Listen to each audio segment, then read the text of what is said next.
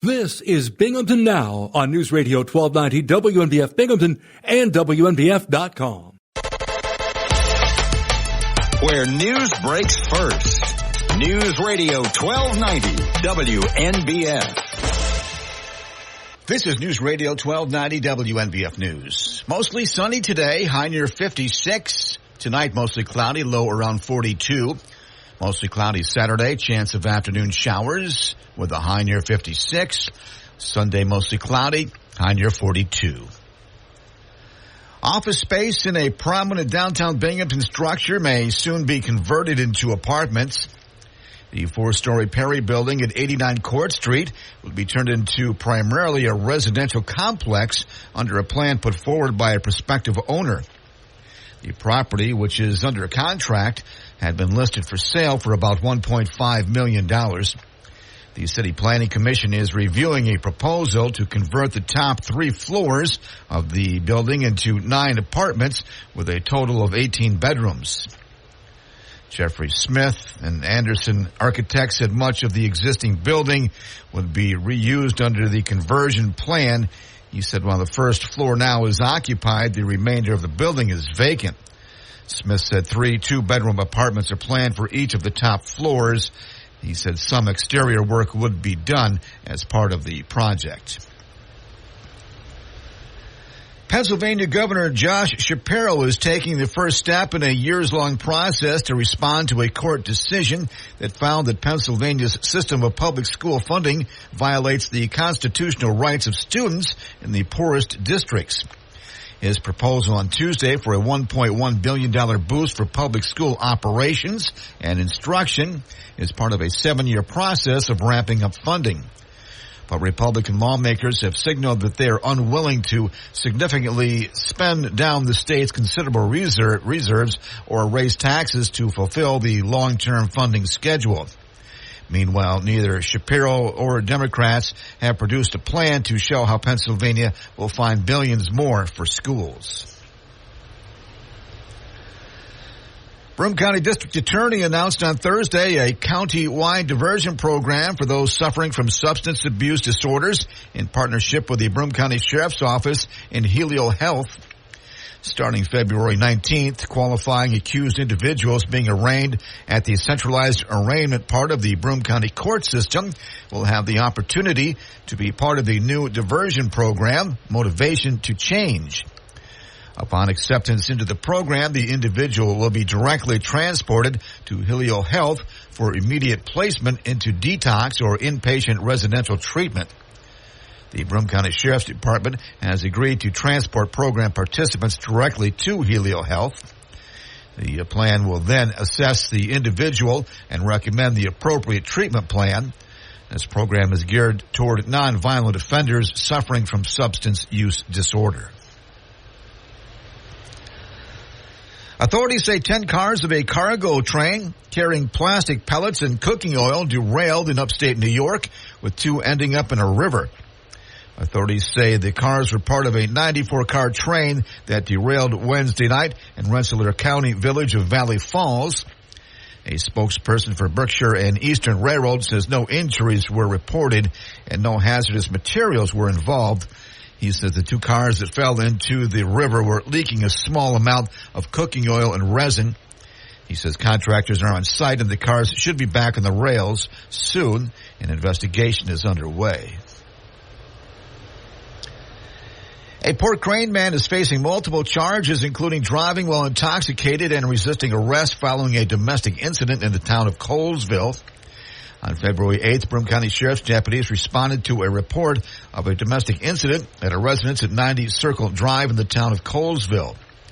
Upon arrival, Robert Bertman of Port Crane pulled into the driveway behind the patrol car, exited his vehicle, and began yelling at other residents at the scene. Witnesses reported that Bertram had consumed a large amount of alcohol during the course of the evening, became angry, and proceeded to leave and return to the residence multiple times throughout the night, each time causing disturbances, throwing objects, and repeatedly harassing the residents. He was arrested and charged with driving while intoxicated, a misdemeanor, obstructing governmental administration in the second degree, resisting arrest, harassment in the second degree, moving from a lane unsafely, unsafe starting, and refusing to take a breath test. A plane pilot accused of stalking a New York woman from the air has been arrested for a fifth time. The Saratoga County Sheriff's Office says Michael Arnold of Schuylerville was ordered held without bail following his February 1st arrest on misdemeanor counts of stalking and criminal contempt. He's accused of waiting for and following the victim on January 12th in violation of an order of protection. Arnold's attorney did not immediately respond to an email request for comment Thursday. Arnold is accused of harassing a cafe owner in the village of Schuylerville for more than 4 years, flying low and sometimes throwing tomatoes. That's a look at news. For updates on local news, weather, sports, and features, open up the WNBF app and online at WNBF.com. This is News Radio 1290 WNBF. News Radio 1290 WNBF.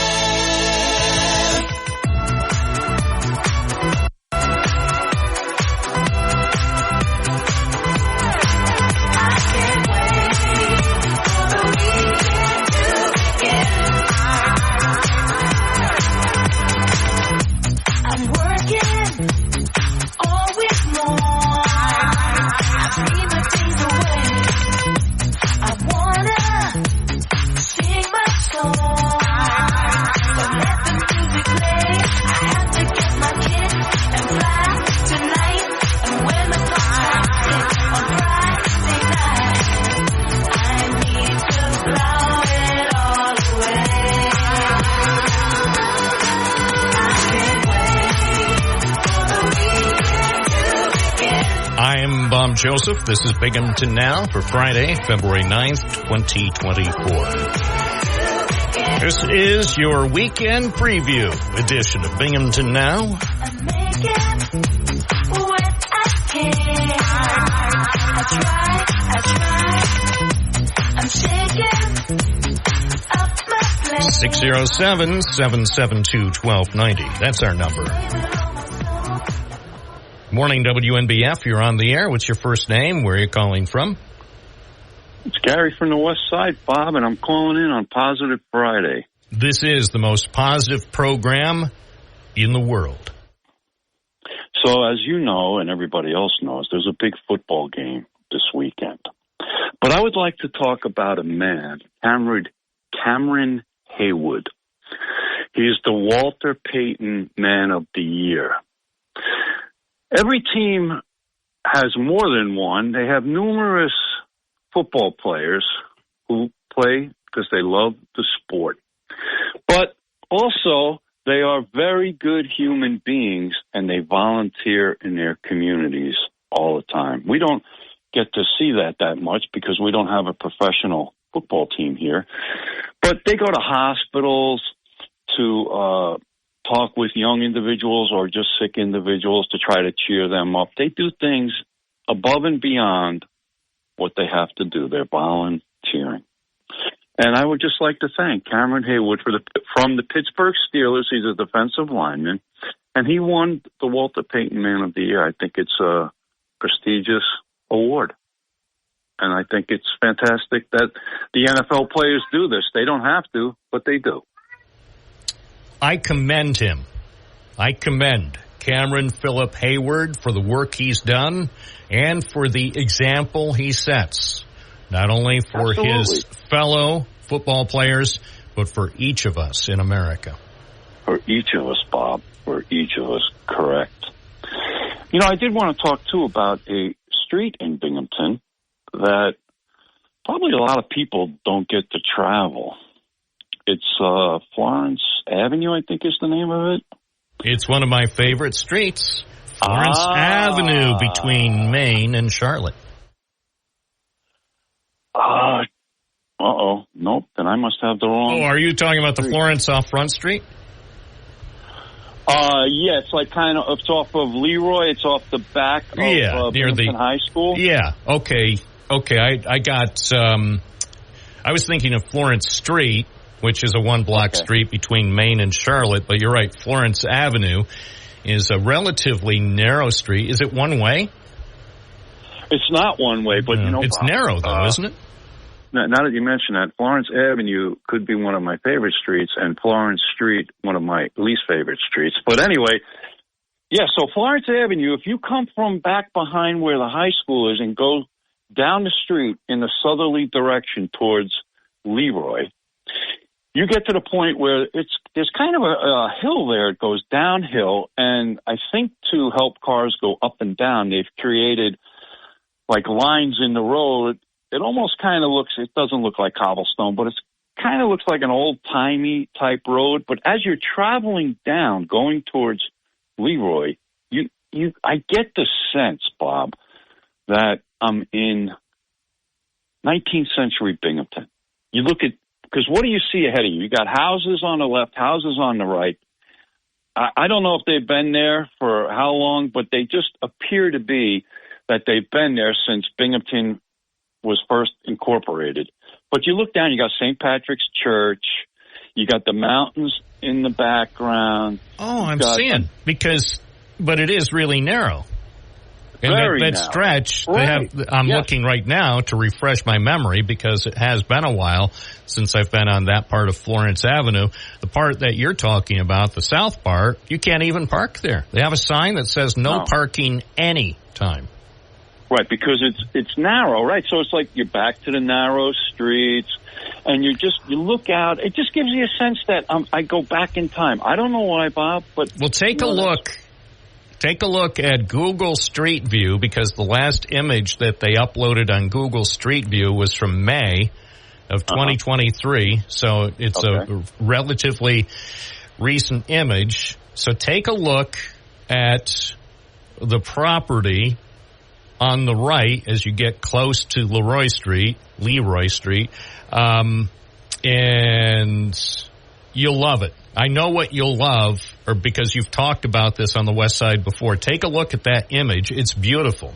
With the, I can't. I don't have that in front of me, so I can't. Well, you don't have to look at it now. I'm just saying sometime. Okay. Yeah, I'm just. And everybody. Pointing it out. Yeah, everybody. Yeah, everybody look at it. Take a look at the length of Florence Avenue on the West Side, and especially the southern portion, and you'll see what I mean. That's beautiful. Yeah, it kind of makes, like, if you were walking down, if you're driving down the street, I'm not sure if you get the same feeling. Right? But if you're walking down, I can see where it gives you this European feel. It does. It just brings me back to old-time Binghamton. That's just the feeling I get. I don't know. Thank you. Well, thank you. So that's it. Yeah, thank you. That's a positive. And when you first said Florence Avenue, obviously I gravitated first to Florence Street, but what I was actually thinking of initially, when I realized that you were talking about the street near the high school, I was actually thinking about Eaton Place, which actually runs parallel to Main Street behind the high school, and that's where Florence Avenue starts. So Florence Avenue runs from Eaton Place to Leroy Street, and I have been on Eaton Place many, many more times than I've been on Florence Avenue. I think I may have been on Florence Avenue probably only twice in my life now that I think about it. But thank you for sharing that positive. Again, as you point out, that may be a street that even people who've lived in Binghamton all their lives, they either didn't know about it, they may not have known about its existence, and I'm guessing about 95% or more of Binghamton residents have never had occasion to be on the street. But thank you. Yeah, it's a really cool street. Florence Street, now that's different. That's over by where the something mart. I forget what they named it now. It's Bob's or Tom's, right? Where Tom's is that Florence? Sure. Yeah, Tom's coffee and gifts and stuff. Yeah, so it is Positive Friday. I'm not going to make comments on that street because we would go in the opposite direction. Yeah, but I think, if I'm not mistaken, let me just double check before I make a statement on the air. I think there is reason Let me just double check because To be positive about it? Yes. Yeah. Oh, Okay. this is it. Oh, good. What is that? So, I didn't personally cover this story, but Roy Santa Cruz from News Channel 34 filed a report just 2 months ago in early December, and it said demolition kickoff at 6 Florence Street. So one of the older and we'll say more decrepit buildings on Florence Street was being torn down, a 3-story apartment house. And this is why I say there's reason for hope. It says an eyesore in Binghamton is getting knocked down to make way for new affordable housing units. The Southern Door Community Land Trust held a groundbreaking ceremony for the demolition of a building at 6 Florence Street. I'm familiar with it because there have been, without getting into specifics, news stories involving that old house that's no longer there. It says the Land Trust says the vision for the project is to transform the building into a 6-unit complex. Complex will look to house families with kids. Each unit will range from 2 to 4 bedrooms. The new building will have the highest standards in sustainability and energy efficiency. So I think that's a step in the right direction, and certainly Florence Street deserves our attention. And same with Charlotte Street. Charlotte Street, and I've been told over the years that there have been plans, discussions about redeveloping Charlotte Street. As it turns out, over the last 30 or 40 years, many of the buildings on Charlotte Street either wound up being torn down because they were in such bad shape. In some cases, they were demolished because of fires, and they were damaged because of blazes. So, but it's still, Charlotte Street is a street also in need of some attention. Bob, I'd like to point something out, though, too. So, Florence Street, right? So, you got Gary that says, I got some negatives there. People park on the sides of the streets. You can't get down. It makes it difficult, right? And then you got Bob, who comes up with a positive about a house that was torn down and they're putting up a new house, right? So, it's the same street with the same stuff on there, but it's 2 different people looking at it 2 different ways. Gary looking at it negatively, Bob looking at it positively. So, is it how you look at things that affects your life, or is it the actual street? It's a combination. It's a combination. I mean, yes, you and I could walk down Florence Street from Charlotte to Maine and take copious notes about conditions of the existing buildings and the existing conditions. Is that bar still open on the bar there? No. It's not. No, and I have some memories. I could write a small book about that place, because it's been many businesses have been housed there over the years. Actually, one of the most, I can't talk about that because this is Positive Friday. So anyway, moving on. Unsolved crime. Yes. Is that yes. Right? Still a reward. That's really a reward was issued, and since reward, that's a positive. So this is sorry for you people who were expecting total positivity. This goes back, believe it or not, 7 years. This is the story I wrote 7 years ago about that location at 15 Charlotte Street at the corner. Where they beat that kid up? Yep. University student. That's why a reward was offered. If it was, say, a Binghamton High School student or some other 20-year-old, I guess it wouldn't have been a Binghamton High School student at age 20, but say if it was just... Might have been. Yeah, actually it could have been. But say if it was not a Binghamton University student, there wouldn't have been a reward offered. And that's how it works here.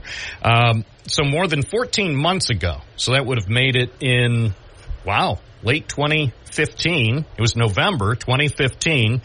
The 20-year-old Binghamton University student was critically injured during a robbery. At the Ice House. He had brain damage, right? I believe he did. I hope he's okay now. Yeah. I really do. Well, I might do a follow-up. It would be interesting. Hopefully, so that was more than 8 years ago. Hopefully he made a full recovery. I might look into it to see how he made out. He was hit in the head with an object and robbed. Yeah. And then there was another incident there not too long ago about the poor guy who was killed on Main Street, dragged underneath the car. By somebody under the influence. Yeah, by somebody under the influence of drugs. She was, I think, driving. I don't know if she was driving on Jarvis Street. I think 2 days earlier, before the incident involving the death of the guy who was struck. His crime, I think, on a Monday afternoon. Maybe it wasn't a Monday, a weekday afternoon, was walking on the sidewalk near Tom's Coffee Shop, or wasn't right near it. It was, I think, a bit east of it on Main Street. And this woman who admitted, I believe, she was under the influence of drugs, lost control of her vehicle. And the man, sadly, was dragged some distance until the vehicle came to a stop in the parking lot of Tom's Coffee and Gifts. Then, as I recall, if I'm not mistaken, people in the area worked together to see. Here's a positive. They worked together.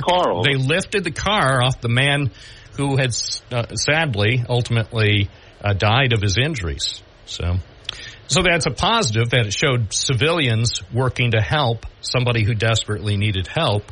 And it's sad. And again, this helps. As most people are. Most people would do that. I would. Sure. I'll say this. It wasn't right around the... It wasn't a big car. Hold on. Yeah. I remember, because I think it was during the hockey season. Seems like I was going to a hockey game that night, and the scene was still hours after the man was... Yeah, that was a daytime event. But it continued into the evening. Maybe I was coming back... What was I coming back from? Because it was some event, maybe it was just dinner, somewhere downtown, and I said... let's swing by over on Main Street to see what's going on there. And because I thought probably by then the scene would have been cleared, but they still had the crime scene tape in place because it was a very intensive police investigation. Wasn't that around the time that Harper Stance was mowed down too? She died. I thought it was. She died after that. Yes. And so let's see and Bob, just to your point that you made earlier, we have a positive. The Harper Stance is, they renamed part of Rec Park after her. They have a bench there. It's yellow. All good things, all positive things. This poor guy that died, nobody really knew him, right? He didn't have no family around and stuff. I think there's no memorial for him. But, look, that's to your point of,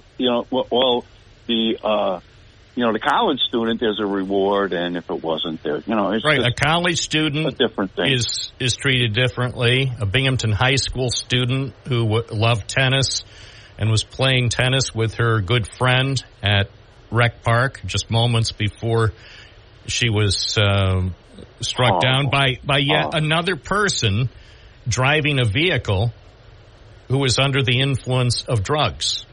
Right. So here's the sequence. Here's the timeline. The incident on Main Street where a 47-year-old man whose name nobody remembers and who did not receive any sort of nothing. A memorial, at the area of Main and Jarvis or Main and Florence. They could rename the street after him. But they could rename Florence Street in his honor. They could call it Richardson Street. But they won't. So that happens in April 2017, and then less than 2 years later, in March 2019, Harper Stance was killed. She was 16, a Binghamton High School student. And the similarities between those two cases, I thought, and they happened just about 3 blocks apart. Yeah. You never know. Yeah. Anyway, thank you. You never know. Stay positive today, we will. Bob. Have a great show. Thank you. It's 9:27. You're listening to News Radio, WNBF. It's Friday. I'm Bob Joseph. Thanks for listening. From the Galt Auto Studios, this is WNBF News Radio AM 1290. Also available at 92.1 FM. Reserve your new Toyota at Galt Toyota.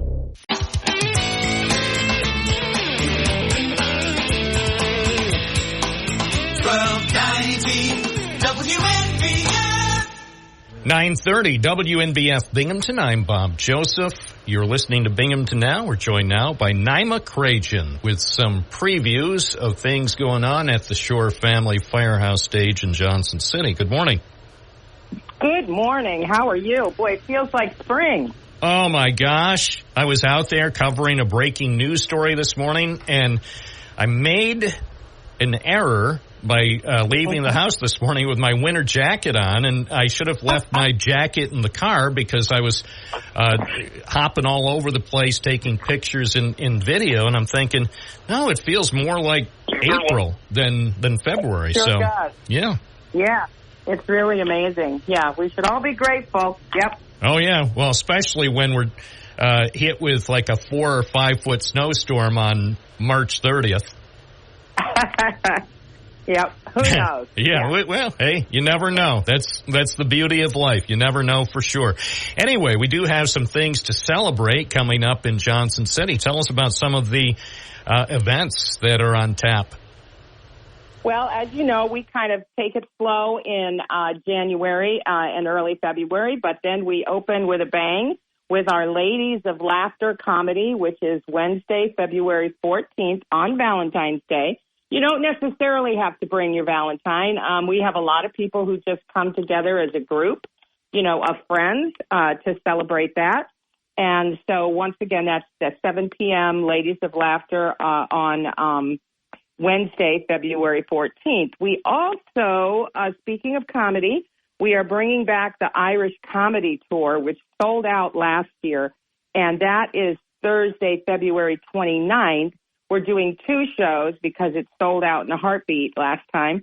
So 5:30 and 8 p.m. That is the same weekend as Parade Day, in Binghamton. So that Thursday night, February 29th, you can come to Irish Comedy Tour and then spend the rest of the weekend with our early, March craziness for St. Patrick's Day. So two different types of comedy in February, which I think is going to be really, really fun. And then, of course, we have our Enjoy Jazz, and that's back on Monday, February 19th with Parlor City Smooth. And that is some mostly local jazz people, Michael Melnick, Brian Tanui, Thomas Westcott, Jeff Howard, and Mike Carbone. So that's going to be some smooth and easy jazz. Easy listening on February 19th. And all of these shows are selling very well, by the way. So if you're interested, you really should go to our website, firehousestage.org, and get your tickets because all of these generally sell out. So it's important to get on there and pick your seat, So we also have something really special called Kiss Me Once, and that's stories from the home front of World War II, and that is Sunday, February 25th at 2 p.m. Kathy Kafer has done these interviews. She has the personal stories from at least 3 families. She has photos, and she interweaves the music of the era. So obviously the song Kiss Me Once, but also White Cliffs of Dover, I'll Be Seeing You, just some wonderful music from the time, but also very poignant, heartfelt stories of the time. So that's a very, very special show. And, this is also one of the anniversaries of the invasion of Normandy. So I think it's going to be very powerful for people. Sounds great. Sounds like a lot of entertainment on tap. It's all happening in Johnson City. Yeah, something for everybody, and that's what we try to do, each month. So to make sure that so that people don't have to go out of town to see fabulous stuff, we want to make sure we bring the artist to you here so that it's much more economical. So February is going to be quite exciting. And then are you going to, I know it was a big thing for a few seasons with some outdoor events. I mean, looking ahead to the warm weather, will there be any outdoor events planned later this year? Because that seemed to be, even though it was of necessity because of we were emerging from the pandemic. You know, we did do our tent shows the year after, the summer after the pandemic kind of ended. I don't know if the pandemic ever ended. Well, that's a whole No, I mean, I think as some medical experts said, I think COVID-19 is sort of now always going to be part of it, just like, say, the flu. Right. So anyway, but, you know, there's a lot of outdoor spaces now. And so, you know, we didn't get as much audience as we had hoped under the tent. So we probably won't be doing anything else under the tent. However, if you drive by in Johnson City, you will see that they are completely redoing that Jennison Park. So we are, you know, going to be talking to the village to see, you know, how that design is going to play out and if there's an opportunity for us to do anything special. We do know that November 1st is going to be the 125th anniversary of the Firehouse building. So we are planning a party and something special for November 1st, that's for sure, so that we can celebrate the Firehouse building itself, because it really was the center of all activity for the village back when it was Leicestershire. And so when the village really consisted of a couple farms and one factory, they built this municipal building, Central Fire Station, and you paid your taxes there. There was a kids' playroom downstairs. There was bowling. There was also on the top floor, that is Clearspan. It was a large room and it still has the remnants of the beautiful stenciling. But people got together and they came and they had song fests. They had gatherings. They had tea dances. They also had the exercise area. The firefighters also used it for exercise, but it was quite a versatile room. And it really was the heartbeat of Johnson City. Obviously later, the village was renamed.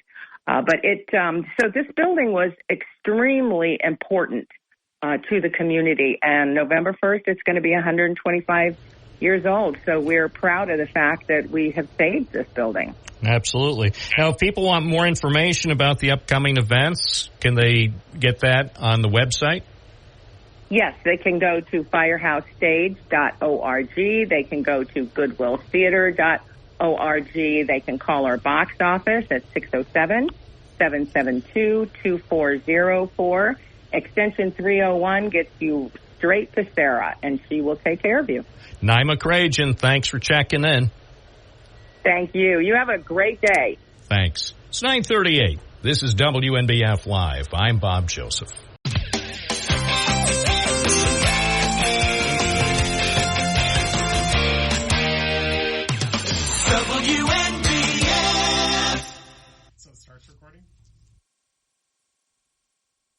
WNBF Live on Friday morning. This is Bob Joseph. At 9:41, we're joined in the studio by Binghamton City Councilman Nate Hotchkiss. Good morning. Good morning, Bob. Thanks for having me. I just pointed out to you, you're on the front page. Look at this. I know you don't read newspapers, but at least not print newspapers. I get the digital copy. Right. I take a look at it. Unlike me, people of a certain age who still, but I pointed out the story about Monday's work session wound up in Friday's paper. So they got it in before the weekend. So congratulations. You're on the front page, and your name is spelled correctly. Nate Hotchkiss. Thank you so much. 4th District City Councilman. We'll talk a bit about what's going on this week in a moment. First, though, you represent the 4th District. For our listeners who may not be familiar with the way the districts are now set up, give us sort of an overview of the district you represent on City Council. Yeah, so the 4th District is predominantly the north side in downtown Binghamton, and a little change that has happened recently is now it bleeds over into the west side, over to Oak Street, and the northernmost point is Bevere Street. So does it include the high school now? Yep, it goes all the way over to the high school. And then there's one border at Exchange Street and then another at Court Street and kind of wraps around. So what prompted you to run for city council? Well, I have been following local politics for a few years. I've been trying to be as civically engaged and community engaged as possible. And basically, I wasn't overly thrilled with the direction that our local representatives were going in, and I think there was different issues that could have used more attention. So I threw my name in the hat and ended up getting elected. So any second thoughts, given the way things have gone over the last 5 or 6 weeks? No, I've actually really enjoyed it, despite any of the controversy, and I'm happy that I'm in office and I get a chance to represent the people of Binghamton. So let's talk about this week. I don't recall, at least in the last couple of years, an issue that suddenly captivated the public's attention, both within the city of Binghamton and even outside the city, as a request for legislation about perhaps having a referendum that would allow Binghamton residents in November to decide the future of the Binghamton Police Department. I think this is highly unusual. Tell us a little bit about how things unfolded, both over the last several days before Monday's work session, and then bring us up to date where we stand now after the events of the last couple of weeks. Okay. So before the work session, Mr. Solak, John Solak, I know you're familiar with him. He is a regular contributor. I would say he probably calls, I would say on average, at least 3 times a week. Sometimes it feels like almost every day. So he's a frequent, he's a, as they say, long-time listener and frequent caller to the program. Right. So I'm sure your listeners are familiar with John, as many residents of Binghamton are. But he submitted this piece of legislation. It's called the Police Choice Act. It was basically asking the city council to put a referendum on the upcoming ballot that would dissolve the police department in Binghamton and have those services be transferred to the sheriff and state police. So he put that out there, and in our city charter, we have this provision that says members of the general public can submit requests for legislation. This is the first time we received one since we've been in office, and we thought, we want to be as open and inclusive with the public as possible, because there's been this narrative that city council has kind of the previous city council has shut down voices of the public, and some of their concerns were unheard. So we're trying to embody a different style. We want more civic engagement. We want to hear from our residents. And so we let this item go to the agenda on our work session, which is basically just an opportunity to discuss whatever is put forward. We had some conversations with the mayor about it. He didn't think it was appropriate for it to be on the agenda at all, but we're committed to having a co-governance model, so the community is more engaged in the process and decision making in City Hall and in our local government. So we wanted to bring John in, hear his thoughts, have a deliberation, and go from there. And as I stated in my first little bit on the news, it's like I was very doubtful that this would move forward at all, just based on the information I was given. So yeah, it winds up on the agenda for the meeting at 6:00 Monday evening, and John Solak is given a chance to appear before council members, but he never got around to actually making a presentation. He had 5 minutes to actually outline his proposal, why he made his request, and why he thought it might be a good idea to allow city residents to decide this fall, but that didn't happen.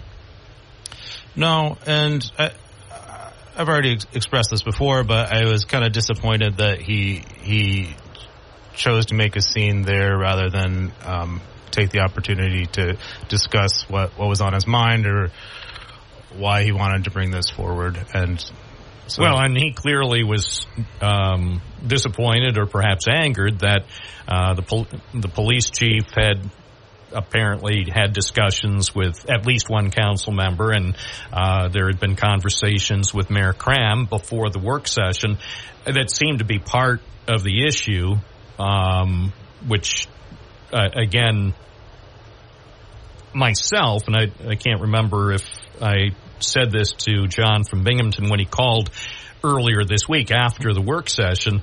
Personally, I would think that it would be a given that whether it's the council president or other council members would have some kind of conversation both with the mayor and the police chief before this came up during a work session, because it was such a substantial piece of legislation. This wasn't something, about a different type of tires for police cars. This would have a profound impact on the department. I mean, if you call for the dissolution of the police department, that's a major issue. So I would think that as a courtesy, any mayor and any city council president, perhaps other members of city council, would have tried to have at least preliminary talks with both the mayor and the police chief, and even invite them to the work session. Do you know, by the way, whether Mayor Cram or the police chief were invited to attend Monday's work session to talk about John's request?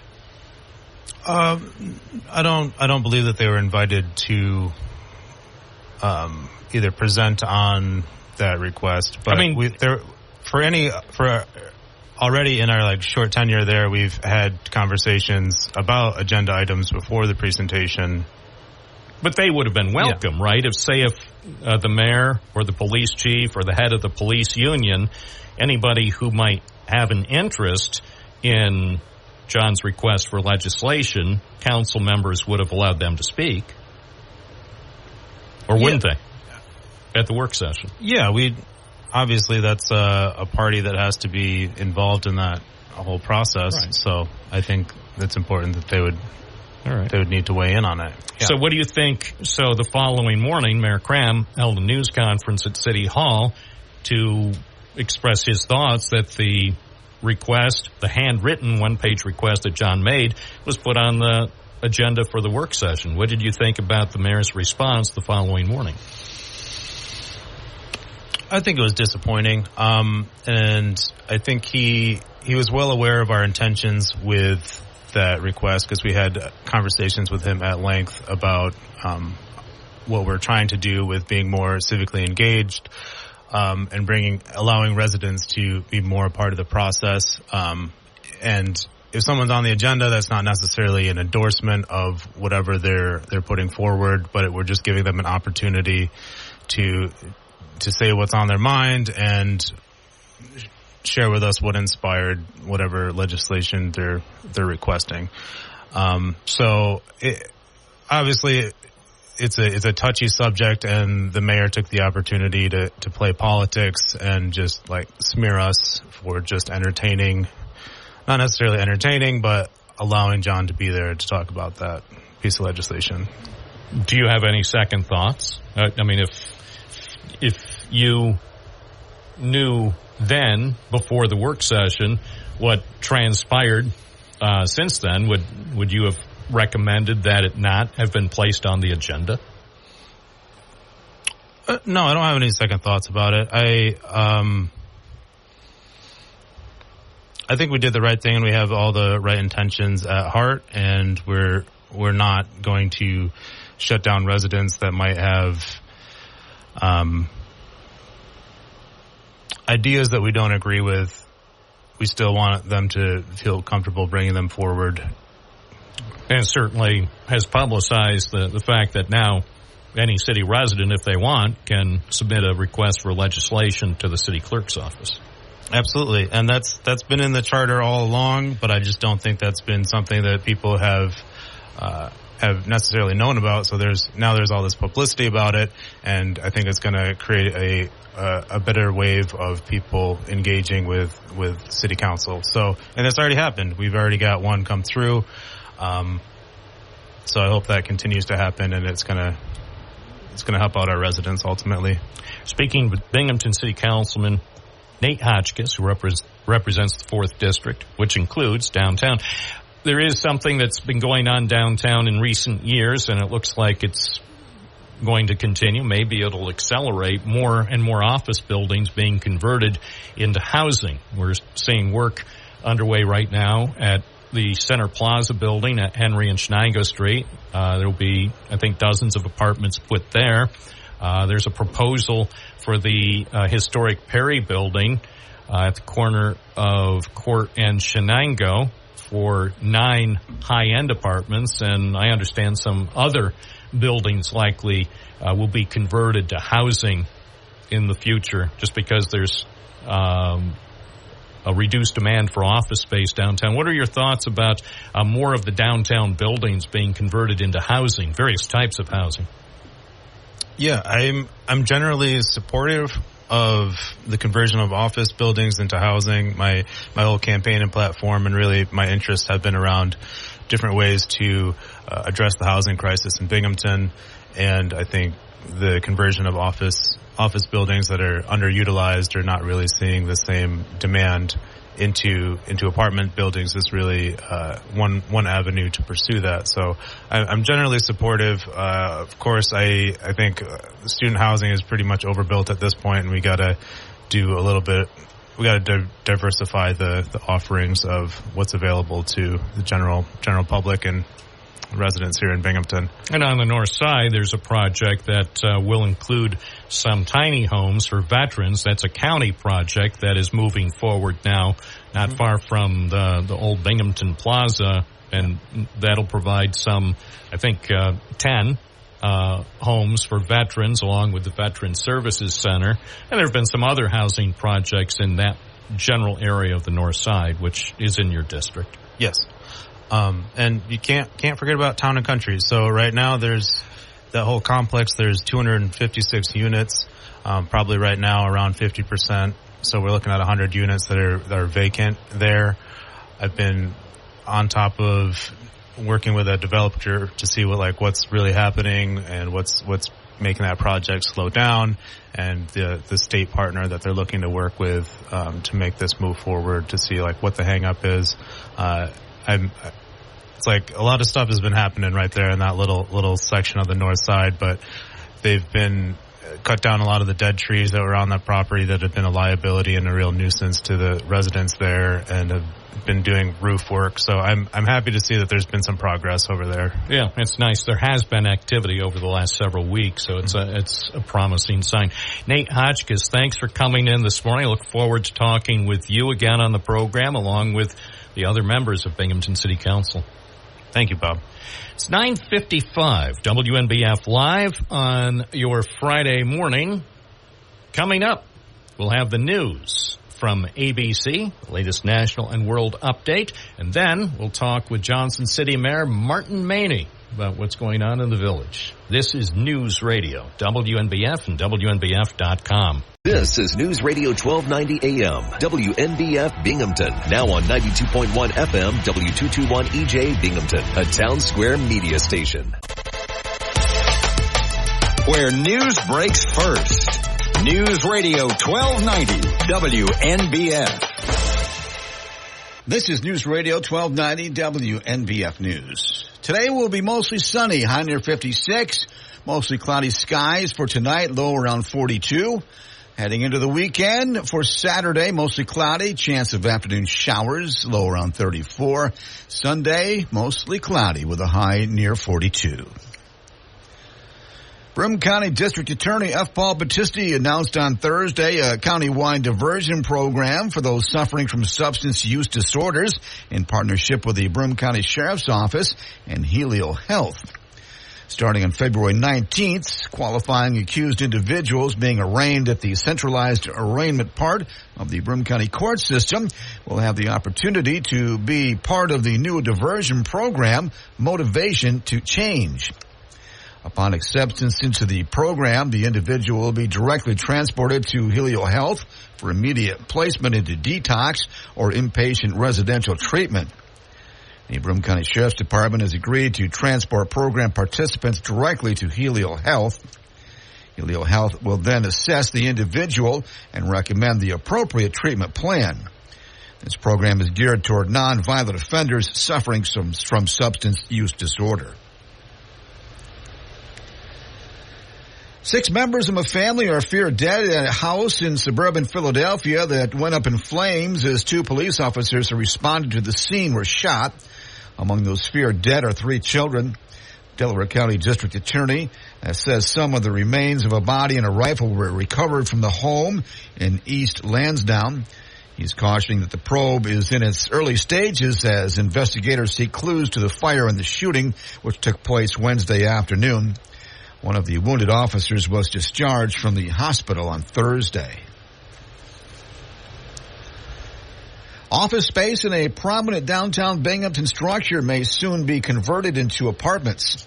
The 4-story Perry building at 89 Court Street will be turned into primarily a residential complex under a plan put forward by a prospective owner. The property, which is under contract, had been listed for sale for about $1.5 million. The City Planning Commission is reviewing a proposal to convert the top 3 floors of the iconic cast iron building into 9 apartments with a total of 18 bedrooms. Jeffrey Smith said much of the existing building would be reused under the conversion plan. He said while the first floor is now occupied, the remainder of the building is vacant. He said 3 2-bedroom apartments are planned for each of the top floors. Some exterior work would be done as part of the project. The development job would be eligible for historic preservation tax credits, which would be an important part of funding the project. Newly released body camera footage shows the chaotic lead up to a brawl between migrants and police in Times Square. In the video, officers can be seen approaching a group of men and ordering them to leave the area in front of a shelter. As one of the men was walking away, he said in Spanish, "They look like Ugly Betty." Moments later, he is shoved into a doorway and arrested, setting off a melee between migrants and police. In addition to Yannerty Brito, 6 others have been indicted for their alleged role in the assault. Authorities are searching for at least 5 others.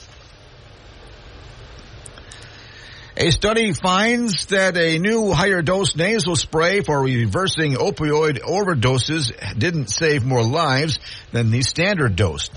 However, it was tied to more vomiting and other side effects. The new study is being called the first to provide real-world data on what kind of difference the 8-milligram spray has made. It found survival was the same, but side effects were twice as common in people who got a higher dose. The study was published yesterday.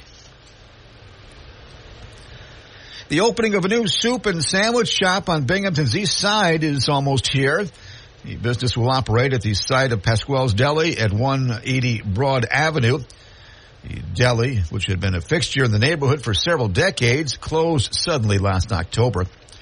A Binghamton man, Jesus Clark, in December revealed plans to launch a new eatery featuring many of the items that were popular at Pasquale's. The place isn't operating yet, but Clark told WNBF News on Thursday that he expects to have things up and running by the end of the month. He's hoping to streamline things with the operation of the new soup and sandwich shop with an online ordering system. A new poll by the Associated Press and the NORC Center for Public Affairs Research finds most Americans believe air travel is generally safe in the U.S. The poll was released this week. About 7 in 10 U.S. adults say planes are a very or somewhat safe method of travel. Even so, only about 2 in 10 U.S. adults have a great deal of confidence that airplanes are being properly maintained or that they are safe from structural faults. The poll was conducted following a January 5th accident in which a panel blew off an Alaska Boeing 737 MAX 9 jetliner in mid-flight. That's a look at news. For updates on local news, weather, sports, and features, open up the WNBF app and online at WNBF.com. This is News Radio 1290 WNBF. News Radio 1290 WNBF.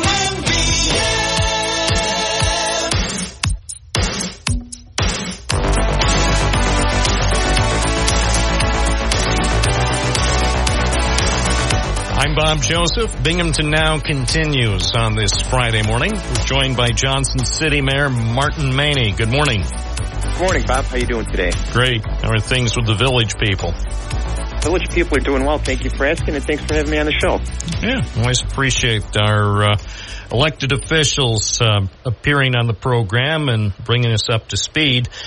First, housing. That's a major issue not only in the southern tier but across New York State. And Governor Kathy Hochul had a big presentation in Albany earlier this week about housing, trying to encourage communities to do more to provide better housing and more affordable housing for our residents in New York State. And I understand Johnson City is actually one of the communities that has received recognition from New York State. Yes, Bob. We are one of the first 20 communities that were recognized or designated as a pro-housing community in New York, us along with the city of Binghamton, which is good news. And it wasn't for lack of a lot of hard work by our planning director, Stephanie Ezzi, and our code enforcement officer, Randy Shear, because they had a heavy lift to get all this information together in a short period of time to get up to the governor's office. And we're proud of their efforts, but we're also proud that we were designated as a pro-housing community because that will help us to continue our growth and our development in Johnson City, and it will assist any potential new developers to come in. It gives us, it puts us, I guess, to the top of the list when it comes to seeking funds from the state for grants that these developers are going to be pursuing. Are there any specific areas in the village that could lend themselves to new housing projects that haven't been announced yet? To be honest with you, that's a developers. There's areas in the village that do bode well for development. It's just it's what the developers are looking to accomplish. This just gives them the opportunity to know that if they come to Johnson City and they find a favorable site, that any state funding and grants that they might apply for. I mean, I think there's $650 million of this discretionary spending that the state has put forward into all these programs that they will have better access to.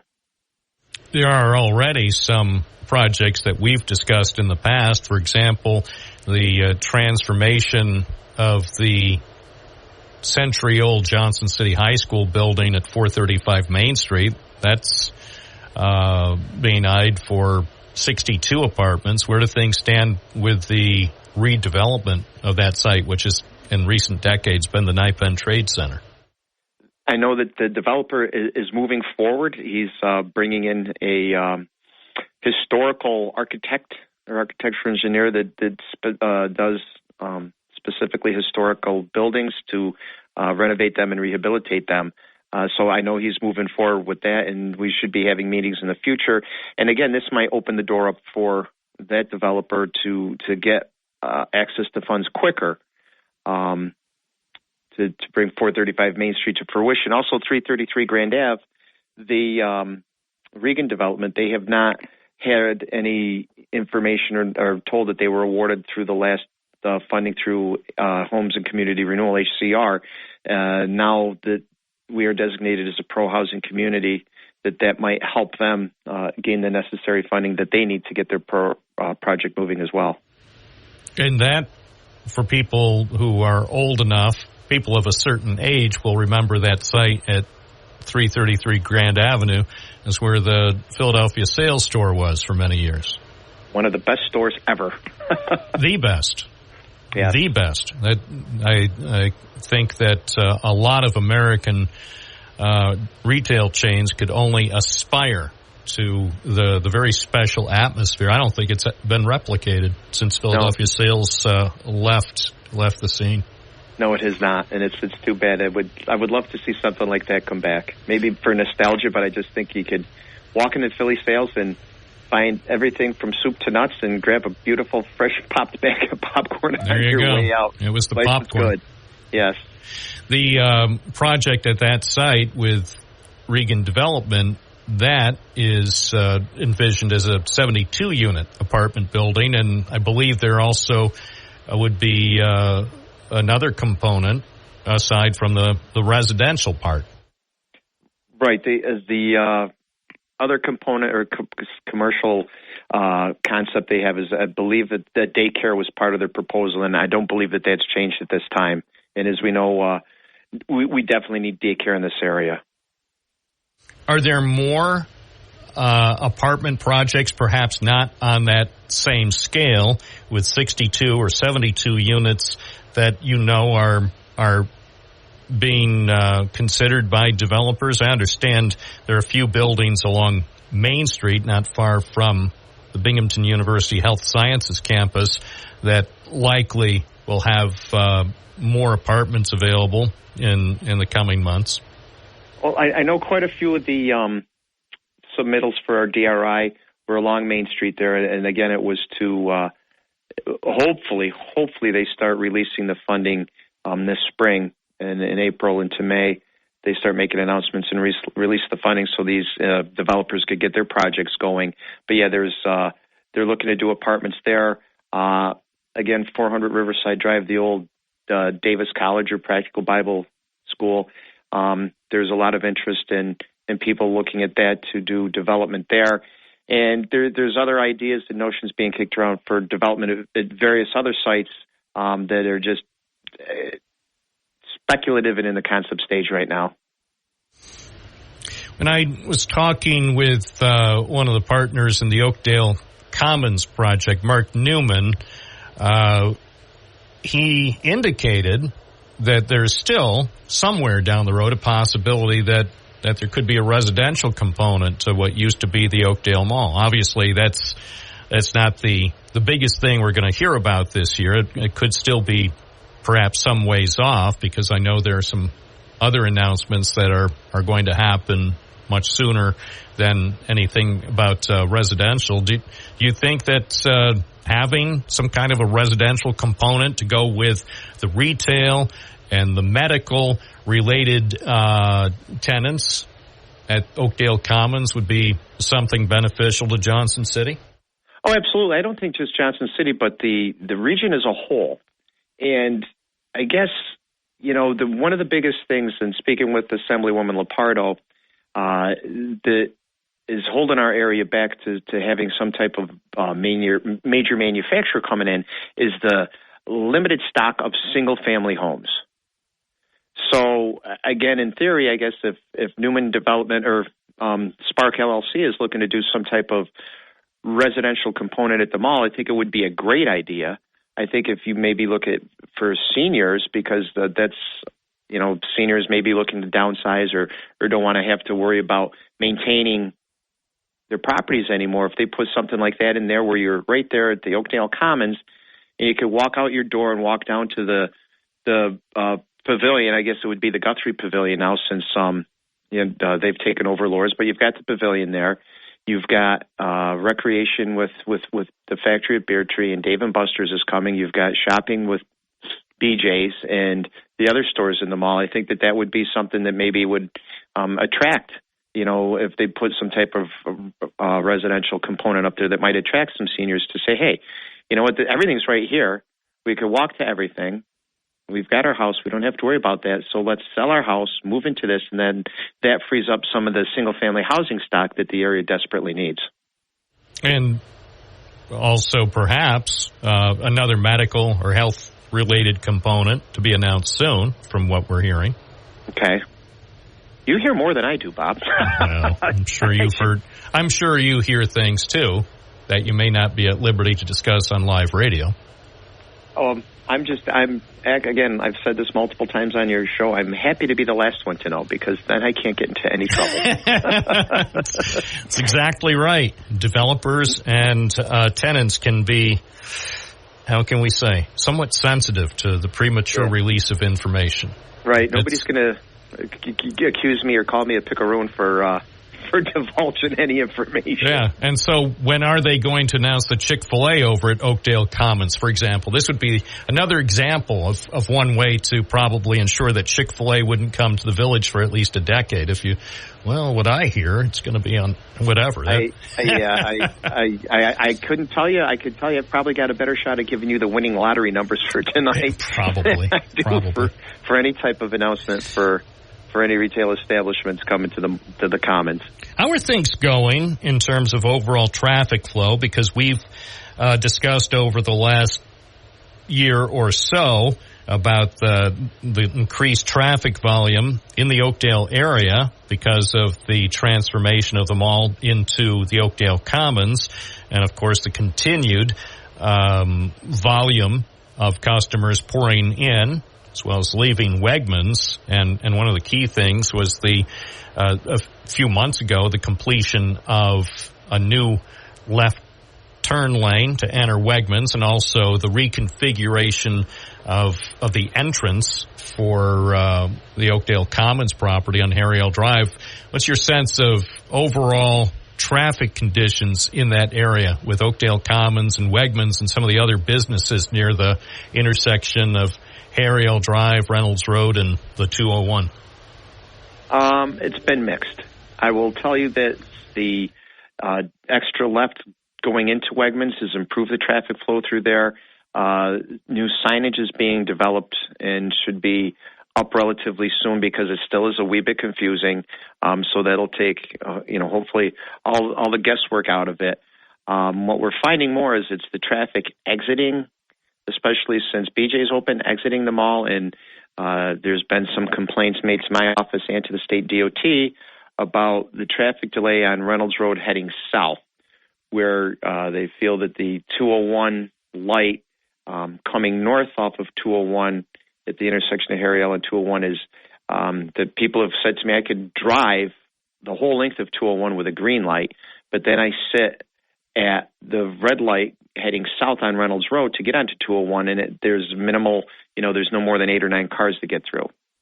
So could that be something as simple as DOT adjusting the timing of the signal? Yes, hopefully, they've taken notice of the people that have called their office to complain. But yes, if they could adjust the timing of that signal, I really think that would help increase the traffic flow heading off and not back up 201. And I know a request was made by my office a while back when it seemed to appear that traffic was backing up on on Reynolds Road due to construction issues, and they did adjust the time, but it seemed like they went back to the old timing where it's at peak times it's causing a backup on Reynolds Road. I mean, unfortunately, I've seen traffic backed all the way up to the north entrance, or what you would refer to as the old Sears entrance to the Commons, where that's would normally only be seen or witnessed back in the day when we had the high volume of Christmas traffic through there. So I mean, we have to remember that intersection accommodated a lot of traffic 25 years ago when the mall was in its prime and, Wegmans was open and all these things were going on. It wasn't a big thing. So maybe we could find what our timing patterns were from 25 years ago and start working on that to see if that solves the problem of the backup on Reynolds. In terms of that general area, one thing that Johnson City lost several months ago was the area's final Friendly's restaurant. Some guys came over one week and tore that thing down, and now I notice, I was just over there this morning, by the way, to see how the progress is going with the next business at that site. So far, nothing. Have you heard anything about when they're going to begin building the much-anticipated car wash? I know that they've gone through the planning process, and that's as far as I can go with that. I know that they did take the structure down, and as far as what their anticipated timeline is, I'm not sure. I know that Tioga State Bank is is going up right there by Wegmans, and they started probably getting foundation work and things done before winter hit. So I don't know if it's a time thing, if it's a construction season thing where they decide to break ground and start moving on the car wash that they propose to put in there. Have you heard any other developments that are in the pipeline for the Oakdale area? I know so much of our focus has been on the Oakdale Commons site, but there are also several other spots in that vicinity around Oakdale or Harry L. Drive, Oakdale Road, and Reynolds Road that could lend themselves to potentially new businesses. To my knowledge, no, I don't. I just saw the latest agenda for the planning board meeting, and there was nothing on the planning board agenda for any new development for that area.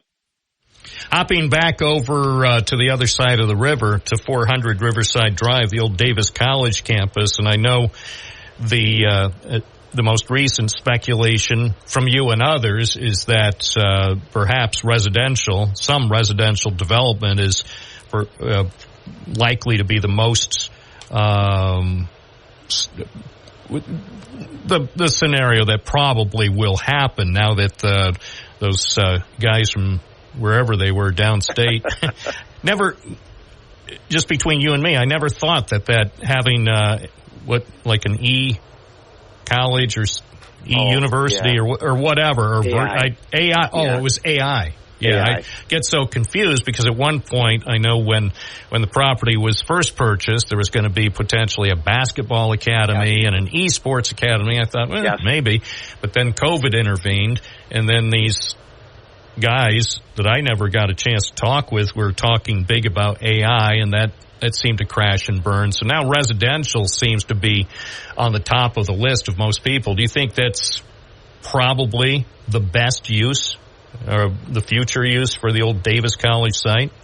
I think that would fit in best with the neighborhood is some type of, because it is a residential neighborhood. And, way back when that was an open property, it was a casino and before it was a Bible school, going back to the turn of the last century.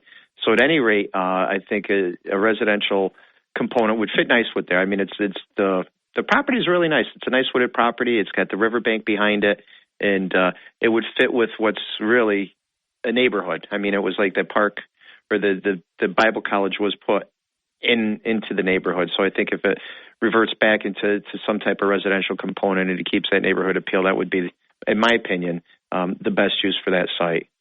I know when we spoke last month, you were aware that apparently at least a few potential buyers had been inquiring of village representatives about possible housing development at the site.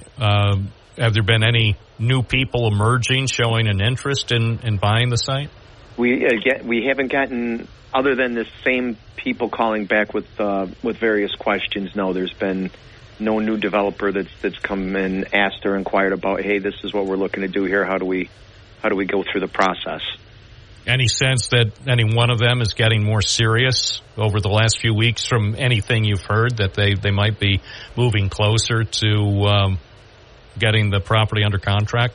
To my knowledge, no, because, again, nothing has come through our planning board. So, at this time, and I still see that there's there's 2 for sale signs out in front of it now. There's Exit in Munchko Realty. Yeah, John Munchko. I just ran into him on Sunday afternoon, and he said, "Did you see the sign? Did you see my sign?" And I said, "No, I haven't seen your sign yet. I'll drive by." And yesterday I drove by, and sure enough, his sign has been added. So with that additional firepower, I wouldn't be surprised to hear about a potential buyer for the property in the coming weeks. We'll see. Yeah, let's stay positive. We will continue our conversation with Johnson City Mayor Martin Maney on this Friday morning. You're listening to WNBF and WNBF.com. From the Galt Auto Studios, this is WNBF News Radio AM 1290. Also available at 92.1 FM. Save in a big way at Galt Chevrolet.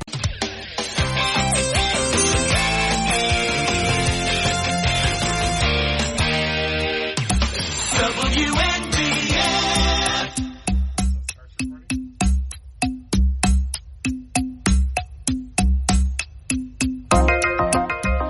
WNBF Live at 10:33. This is Bob Joseph. We're talking with Johnson City Mayor Martin Maney. After many, many years, the Workers' Arch at the Johnson City Binghamton line is going to be repaired. Give us an update on when the work could begin. Good Lord willing, and the river doesn't rise, we hope to start in April. They're going to take the stone off, get it down to the frame. They're going to match up some of the granite stone. The base stones are now going to be granite because they'll weather a lot better. And we're just excited to finally see the transition back to its former glory. And it's going to be exciting to see. It's not going to look nice when it's just the superstructure, but once the stones get back up and they're rehabbed, and the electricity is through it and the lights are on, it's going to be something special again. And we're fortunate enough that we moved, and as anybody that's ever moved before, they found something is like, wow, I've been looking for this. At any rate, we found the original dedication plaque that was on the arch when it was originally dedicated. So we found that in our move, and that's also going to be placed back on the arch, which is kind of exciting as well. Yeah, that's remarkable that for whatever reason, the last time the arch was renovated, which was a few decades ago, that the dedication plaque was never put back where it had been on the arch. Right, and again, it's like, we forgot to put this on. Let's get it on, and it just sat in the basement until we found it on the move. And it trust me, we will. That's going to be put back on. So, if the work starts in April, how long would it likely take to complete if there are no unexpected delays? I honestly don't know. I know we have a time frame set out in the contract. However, the clock stops when they have to match up the granite, because when they take the granite down, they want to match it so they can get it for the base, because the base is a granite stone. So that's going to take some time to match that up and get that in. So I guess it's a supply chain issue, hopefully, that we don't have to worry about, since, a lot of our granite comes from, I would think, New Hampshire and Vermont. So it won't be an issue. So the work, I believe the village board approved a $462,000 contract for a company from Utica, Lupini Construction, and they'll be doing the work that people have been waiting to see. Yes, and it's just again, it was timing, and it was our director of public services, Josh Holland, and him just kind of being like a dog on a bone. He wants to see this project come to fruition in the worst way, and just rebidding it and getting it out there. So it was something that we could afford without killing the taxpayers on. And after it's done, do you think there's going to be some sort of rededication ceremony so people in Johnson City and Broome County can celebrate the arch being restored to its former glory? Yes, I definitely will have a ceremony, because it's going to be restored to its former glory, but it's also because we'll be able to, put the original dedication plaque on it, and I think that should be noted, because, again, that was, 100 years ago the workers of Endicott Johnson erected those two arches, so I think it's very important that we do. Everybody says, well, history belongs in the books, but this is such a tangible part of our history that you could walk by, you could see it, you could touch it, that we need to recognize it.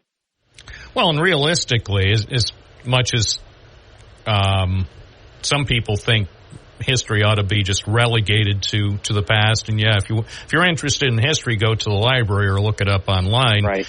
But so much of the Endicott Johnson infrastructure that was part of the village no longer exists. A lot of buildings were torn down. In some cases, EJ buildings have been repurposed, with the apartments near the railroad tracks. They're the two twin buildings that Regan Development did. Also, the Victory Lofts with all those apartments. Speaking of that, any new developments with the Victory lofts with the former Victory building that I believe has 156 apartments, or the nearby building. Have you heard anything more from developer Matthew Paulus in Syracuse? To be honest with you, we haven't heard anything from Matthew Paulus, and I've got to call into him now because we really want to find out his intentions for 19th Avenue B and when he's going to move forward on that. Yeah, it seems we did have him on the program, seems maybe a couple months ago, and he did go into a little bit of detail about 19th Avenue B. I call it the dinosaur building because it was part of the public art project in Broome County. Nice. I hadn't even paid that much attention to it until I started looking at the west side of the building. I said, oh, look at the dinosaur. Right. Well, the reason we want to reach out to him as well is his intentions to get the project up and running. We want to help him, get the project up and running and move forward. And if he's going to delay the project a little bit, the building needs a little bit of a cleanup. There's it's grown unsightly with the windows being broken out and some of the panels for the dinosaur missing. So it's starting. The building's cleaned up a little bit. Right. Well, it's starting to look blighted. I mean, It's always. I shouldn't say always. I'll say at least for the last 5 years, it's looked blighted. A couple of times when I was over there taking pictures during a wind, portions were actually flecking off. If you can say that on the air, flecking off or maybe falling off the top of the building like pieces of metal, and I think at one point part of a window. And I thought, I'm not an expert, but that doesn't feel safe. I haven't seen that happening lately, but you're right. It's in pretty bad shape. Yeah, it's in disrepair. So at least if he could clean it up a wee bit, that would be most appreciated. And now it's especially jarring because it's just a few feet away from the Victory Loft building that just opened. Correct. Right. And it's quite a contrast. A very big contrast. In that same area of the village, there is a new business that will be opening. I call it the Plasma Place. I guess they're going to want people's blood, from what I hear, at the former supermarket at I think it's 200 Main Street. Most recently was Save-A-Lot, and there's a number of other supermarkets over the year. But we understand that a new company was. A company, not new, a company from Texas is going to open up its plasma collection site very soon. Yes, and that's the only information that I have as well, is that it's going to be opening soon. I still see that there's the construction fences across the parking lot, but you can see from the exterior that the exterior has been renovated, and I don't know what type of interior renovations have been done or continuing at this time. From the exterior, it would appear that it would be opening soon. Also in the neighborhood, of course, Binghamton University's presence has been expanding over the last few years. Just to the south of that, Corliss Avenue, the Corliss Corridor. Is Binghamton University preparing to buy any other properties along Main Street in that general area? At this time, to my knowledge, no. I know that they're going to start the asbestos abatement at 18 Park or the old Oslid facility fairly soon here. So that's good that they're going to start moving forward with that project. As far as what they plan to do, I'm not 100% sure, but I do know that they're going to start the asbestos abatement, so that tells me that they're moving forward with some type of development there. All right. And I know it sounds as though I keep asking you about the green space project, sort of the park that Binghamton University has promised in the area where lots of buildings had stood till the Binghamton University Foundation bought up all those properties and then knocked them down. Near the village's Jennison Park, what are you hearing about progress to get the green space going? Oddly enough, we've got a meeting scheduled. It's tentatively, I think, for Wednesday of next week to meet with BU's parks people or architectural or not architectural, landscaping engineer to see what their vision is for that and what their timeline is. So you must be pleased at least finally there's some movement there, because I thought the plan was to have it done by now. Yes, well, again, I'm sure they would have loved to. They probably, if they were able to obtain all the properties, they'd be waiting for us to complete our component at Jennison Park. But yes, sometimes the acquisition of the land holds you up, and then again, getting the necessary funds to do the development probably play a key role in it as well. And when is the Jennison Park project going to be completed? That the first part of the work began before it got really cold. How soon is Jennison Park going to be wrapped up there at the corner of Corliss? I think it's Corliss and Willow. It depends on how well Mother Nature treats us the rest of the winter. As soon as the construction season opens back up, and if it's not too crazy wet or snowy when they get in there, we're hoping to have it done, no later than June. It's 10:44. You're listening to News Radio WNBF. I'm Bob Joseph. We're speaking with Johnson City Mayor Martin Maney. More coming right up on this Friday morning. News Radio 1290 WNBF. It's 10:46. WNBF Live with Bob Joseph on a Friday morning. Johnson City Mayor Martin Maney is answering a few questions today. One of the things that comes up every so often on this program and elsewhere, it's a matter of street names. And sometimes people wonder if streets, the names that currently are affixed to certain streets around here, if they're still relevant or if they no longer really apply to the current world. And so I understand the village might be reviewing some street names in the coming weeks.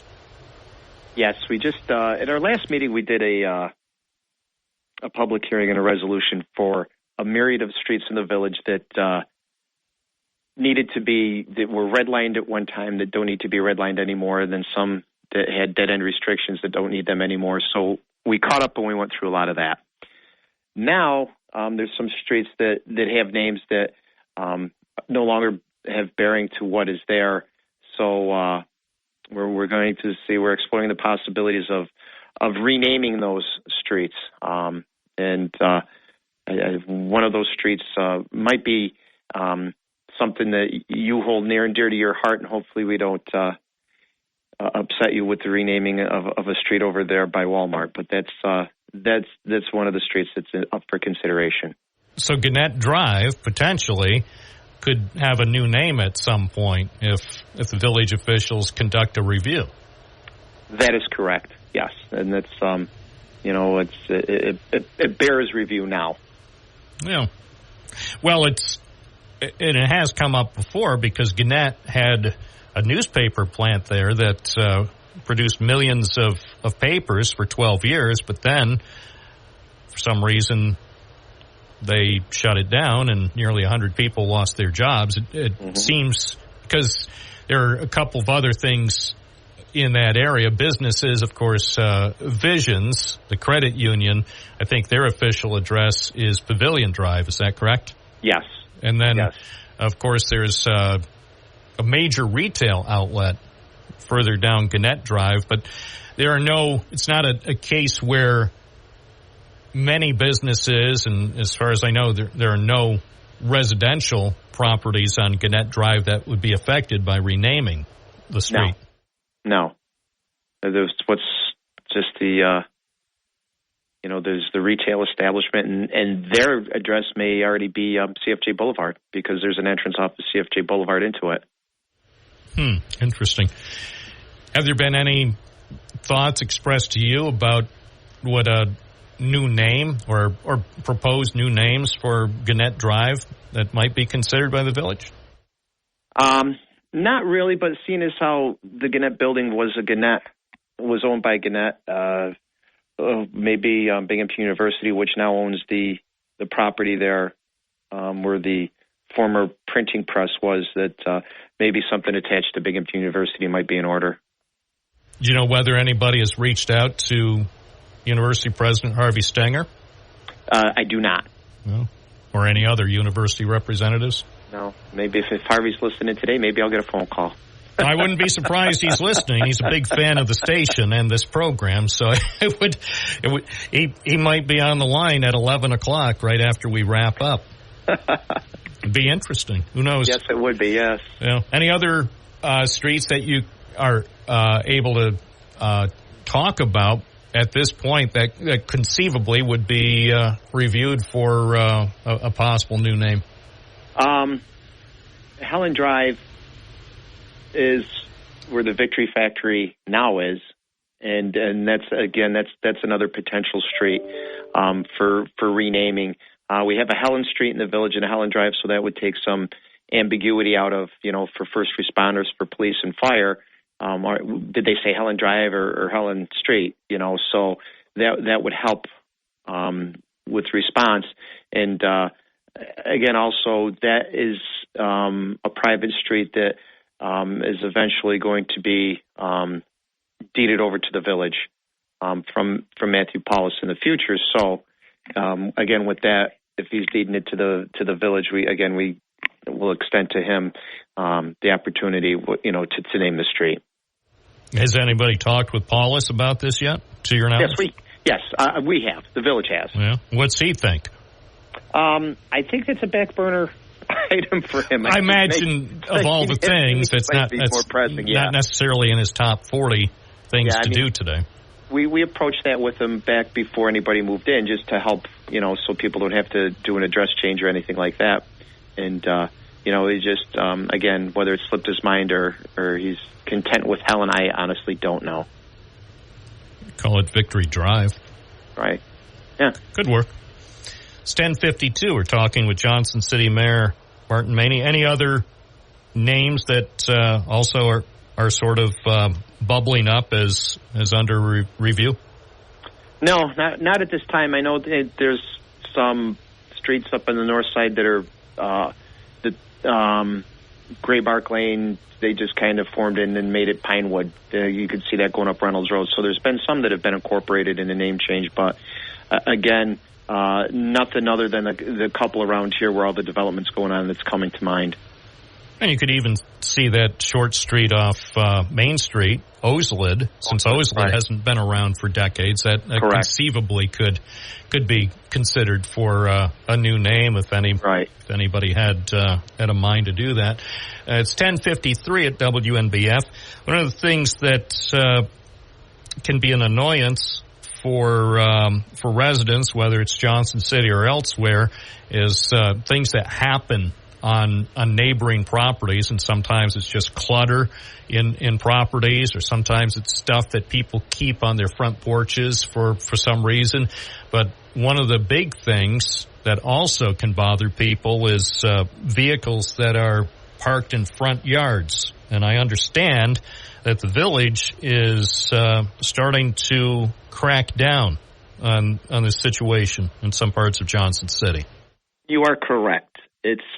It seems to be growing where people are parking in their front yards, and it's against our code, and it might even be in violation of state law. I'm not 100% sure on that, but it just may be. But I know it's against village code, and our code enforcement department has been actively citing these residences that are parking in their front yards, and we just we can see that is a bit of a decay to a neighborhood. The front yard is not meant to be a parking lot.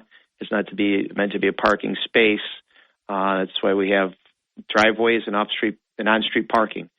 So if anybody is listening to this right now, if you are using your front yard for parking, please refrain, because at some point you will receive a summons from code. It's against our code, and we're starting to take a real active role in dissuading people from parking in their yards.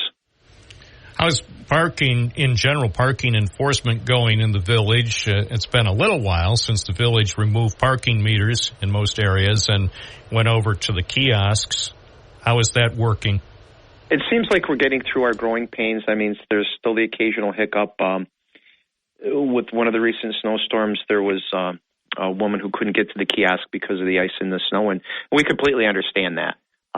She was inadvertently issued a ticket, and it was rectified. So yeah, other than those minor hiccups, I think everybody's grown accustomed to using either the Floatbird app on their phone or going to the kiosk and using their card or depositing funds in for the meter, or for what used to be the meter, for the parking space.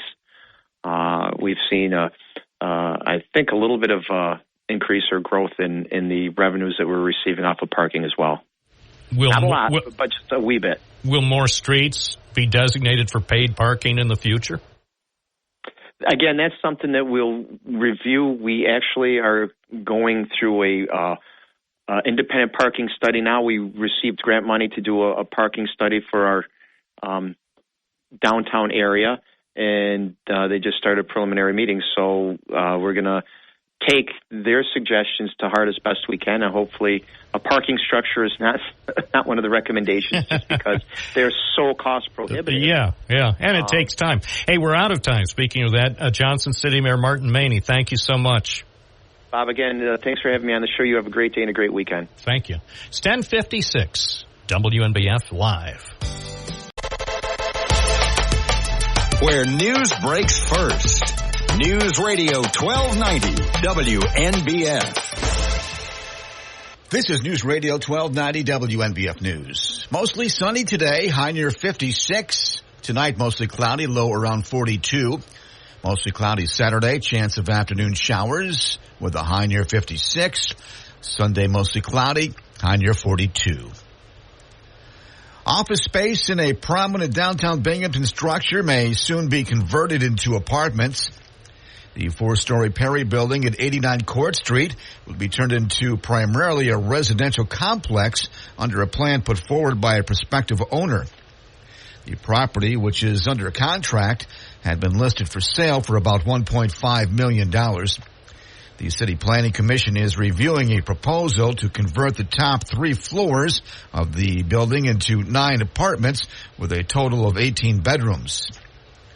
Jeffrey Smith and Anderson Architects said much of the existing building would be reused under the conversion plan. He said while the first floor now is occupied, the remainder of the building is vacant. Smith said 3 2-bedroom apartments are planned for each of the top floors. He said some exterior work would be done as part of the project. Pennsylvania Governor Josh Shapiro is taking the first step in a years-long process to respond to a court decision that found that Pennsylvania's system of public school funding violates the constitutional rights of students in the poorest districts. His proposal on Tuesday for a $1.1 billion boost for public school operations and instruction is part of a 7-year process of ramping up funding. But Republican lawmakers have signaled that they are unwilling to significantly spend down the state's considerable reserves or raise taxes to fulfill the long-term funding schedule. Meanwhile, neither Shapiro or Democrats have produced a plan to show how Pennsylvania will find billions more for schools. Broome County District Attorney announced on Thursday a county-wide diversion program for those suffering from substance abuse disorders in partnership with the Broome County Sheriff's Office and Helio Health. Starting February 19th, qualifying accused individuals being arraigned at the centralized arraignment part of the Broome County court system will have the opportunity to be part of the new diversion program, Motivation to Change. Upon acceptance into the program, the individual will be directly transported to Helio Health for immediate placement into detox or inpatient residential treatment.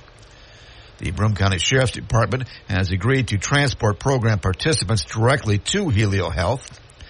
The plan will then assess the individual and recommend the appropriate treatment plan. This program is geared toward nonviolent offenders suffering from substance use disorder. Authorities say 10 cars of a cargo train carrying plastic pellets and cooking oil derailed in upstate New York, with 2 ending up in a river. Authorities say the cars were part of a 94-car train that derailed Wednesday night in Rensselaer County village of Valley Falls. A spokesperson for Berkshire and Eastern Railroad says no injuries were reported and no hazardous materials were involved. He says the 2 cars that fell into the river were leaking a small amount of cooking oil and resin. He says contractors are on site and the cars should be back on the rails soon. An investigation is underway. A Port Crane man is facing multiple charges, including driving while intoxicated and resisting arrest following a domestic incident in the town of Colesville. On February 8th, Broome County Sheriff's deputies responded to a report of a domestic incident at a residence at 90 Circle Drive in the town of Colesville. Upon arrival, Robert Bertman of Port Crane pulled into the driveway behind the patrol car, exited his vehicle, and began yelling at other residents at the scene. Witnesses reported that Bertram had consumed a large amount of alcohol during the course of the evening, became angry, and proceeded to leave and return to the residence multiple times throughout the night, each time causing disturbances, throwing objects, and repeatedly harassing the residents. He was arrested and charged with driving while intoxicated, a misdemeanor, obstructing governmental administration in the second degree, resisting arrest, harassment in the second degree, moving from a lane unsafely, unsafe starting, and refusing to take a breath test. A plane pilot accused of stalking a New York woman from the air has been arrested for a fifth time. The Saratoga County Sheriff's Office says Michael Arnold of Schuylerville was ordered held without bail following his February 1st arrest on misdemeanor counts of stalking and criminal contempt. He's accused of waiting for and following the victim on January 12th in violation of an order of protection. Arnold's attorney did not immediately respond to an email request for comment Thursday. Arnold is accused of harassing a cafe owner in the village of Schuylerville for more than 4 years, flying low and sometimes throwing tomatoes.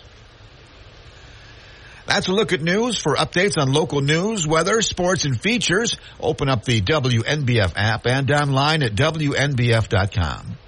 This is News Radio 1290 WNBF.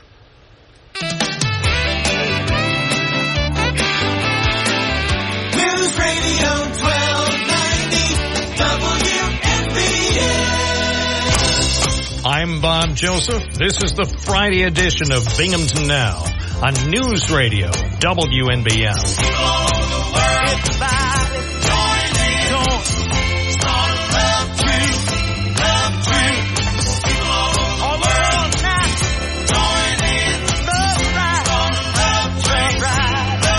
Six 607-772-1290. Go ahead, call. You know you'll want to. Welcome to the final 50 minutes of America's most wonderful talk radio program, in my humble opinion. Hey, you don't have to agree. All you have to do is call if you want to participate. What was the story there? I half listened. I half listened to the thing. I think the final story, let me just see if I can punch this up. Oh, here it is. A guy was accused of stalking a woman, flying over her home and throwing tomatoes from the air. That's what it was. I had to look that up. Flying low in a small plane over a woman's home and then throwing tomatoes from the air. I'm telling you, it's totally out of control. Why don't they outlaw tomatoes? Hi, WNBF. Good morning. You're on the air. What's your first name? Hey, Bob. Robin Port Crane. Hey, welcome back to the show. Thanks. I wanted to talk about Joe Biden's embarrassing situation speech last night. Oh, my God. That man's totally unhinged. He blamed his staff, which, that's weasel behavior. He blamed his staff for him having all these classified documents. And that document did say that they're not going to prosecute him because he's too old and feeble and has no memory, Bob. He's really a basket case. So how can anybody defend him? I just don't understand it. Well, what about Dr. Jill Biden? She, of all people, should know better. She's the one who let him go out there last night for the primetime news conference. If she's a doctor, why didn't she just say, Joe? She's not a doctor. She is. Dr. Jill Biden.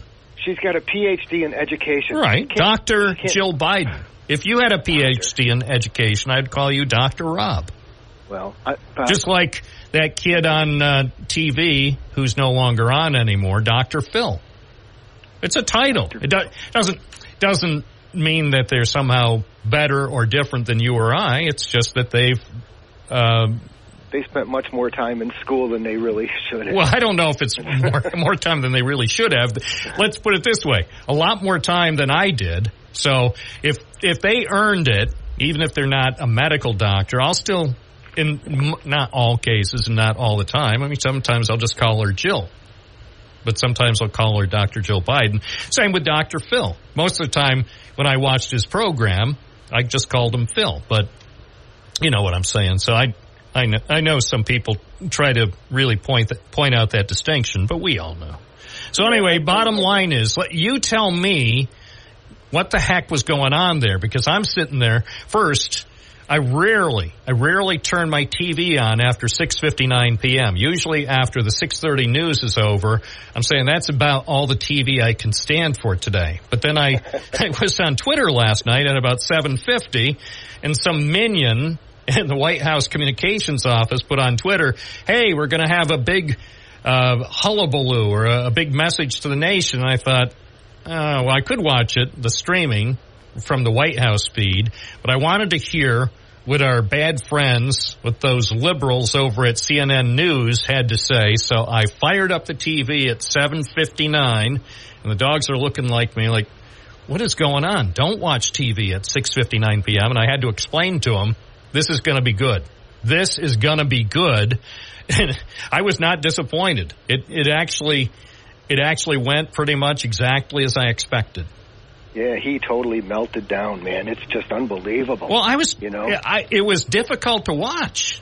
I mean, I worked in a nursing home, Bob, for years when I was younger, and I'll tell you, he's got that same behavior. He snapped, you know. He's not right in the head. You know what it reminded me of is that caricature that we have, you know, an angry man yelling at kids, get off my lawn. And it's like, except the angry man telling kids to get off his lawn doesn't use those words. I mean, some of those words, I thought, and just between you and me, I wouldn't tell a whole lot of people except you and the people listening in on the program today online at WNBF.com or using the WNBF app. But just between us, I was afraid he was almost ready to drop the F-bomb.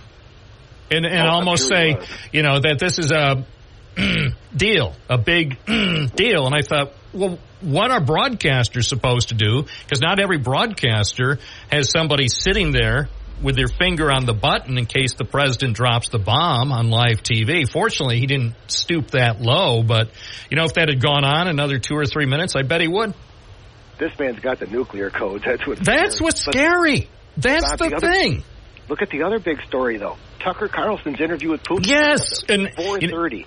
See, I got up at 4:30. I watched the entire thing. Yeah, I haven't. My wife got up later. I listened to it again. Yeah, I've only seen a couple of clips. I'll have to watch it this weekend because, you know, say what you will about Tucker Carlson, I like him. Well, I like him too. You know that.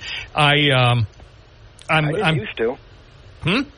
I didn't used to. When he was on Fox, I didn't watch. Well, I didn't like him on Fox either because he was being given orders by Rupert Murdoch and years before by Roger Ailes. And we miss him, by the way. I miss Roger Ailes. But now that Tucker Carlson has been freed from the corporate hierarchy of Fox, you know, ordering him around and telling him not to wear bow ties anymore, now that he's basically an independent operator, he's free to go to get the biggest and best interviews. And I got to give the guy a lot of credit. Nobody else on the planet had managed to arrange for an interview with Vladimir Putin. So that's remarkable. Well, I was really glad to see it because, you know, at least somebody somebody has a president that can hold a conversation, and I mean, he was. He seemed lucid. I like I said, I didn't see the whole interview. I saw just 2 clips, but the clips I saw, President Putin seemed very lucid. If I didn't know about some of the things he's done over the last couple of years, he almost came across at times as eminently likable. Well, I like the way Tucker interviewed him too, because he asked a question, he asked it directly, and he listened to the answer. That's something a lot of media doesn't do. They got to get their own little spin in there just to twist it their way, and then when how it works, and then when they say something they don't agree with, they turn around and change the subject. And Tucker doesn't do that. It was, Tucker. I'll just say Tucker is different from the rest. Thank God. He's a breath of fresh air in an otherwise depressing world media landscape. I appreciate your call. I hope you have a good weekend. I'm going to go golfing right now. Enjoy. Take care. Bye. It's 11:18 WNBF Live. Hi, you're on the air. What's your first name? Where are you calling from? My name is You Cannot Be Serious. I am serious, and stop calling me Shirley. So, Matt from Binghamton, what say you? That you're buying in. First of all, her guy from the State Department, he had no business. It was totally out of line what he put in the report about Joe Biden being an old guy. And that's why that happened last night. And that's why did you hear those reporters, how disrespectful and how they were shouting at the president, all the same question about, are you too old? Are you this? I would be pissed off. I probably would have used the F word. These guys, this was a report that was supposed to say whether or not he was responsible, or they thought that he was, did anything wrong that would warrant prosecution for having the materials that he had. They drew the contrast. If you read the whole report, they drew the contrast between what Biden did, which was be totally cooperative. And we all know that Donald Trump has been indicted for what he did because he was so outrageous in how he tried to avoid working with the archives people to get the stuff back to them, that he was showing that it's been proven that he's flashing these things around to impress people, letting people read classified documents. Joe Biden never did any of that. Joe Biden knows what he's doing as president. Joe Biden has gotten the whole respect of the whole world now back on the U.S. side.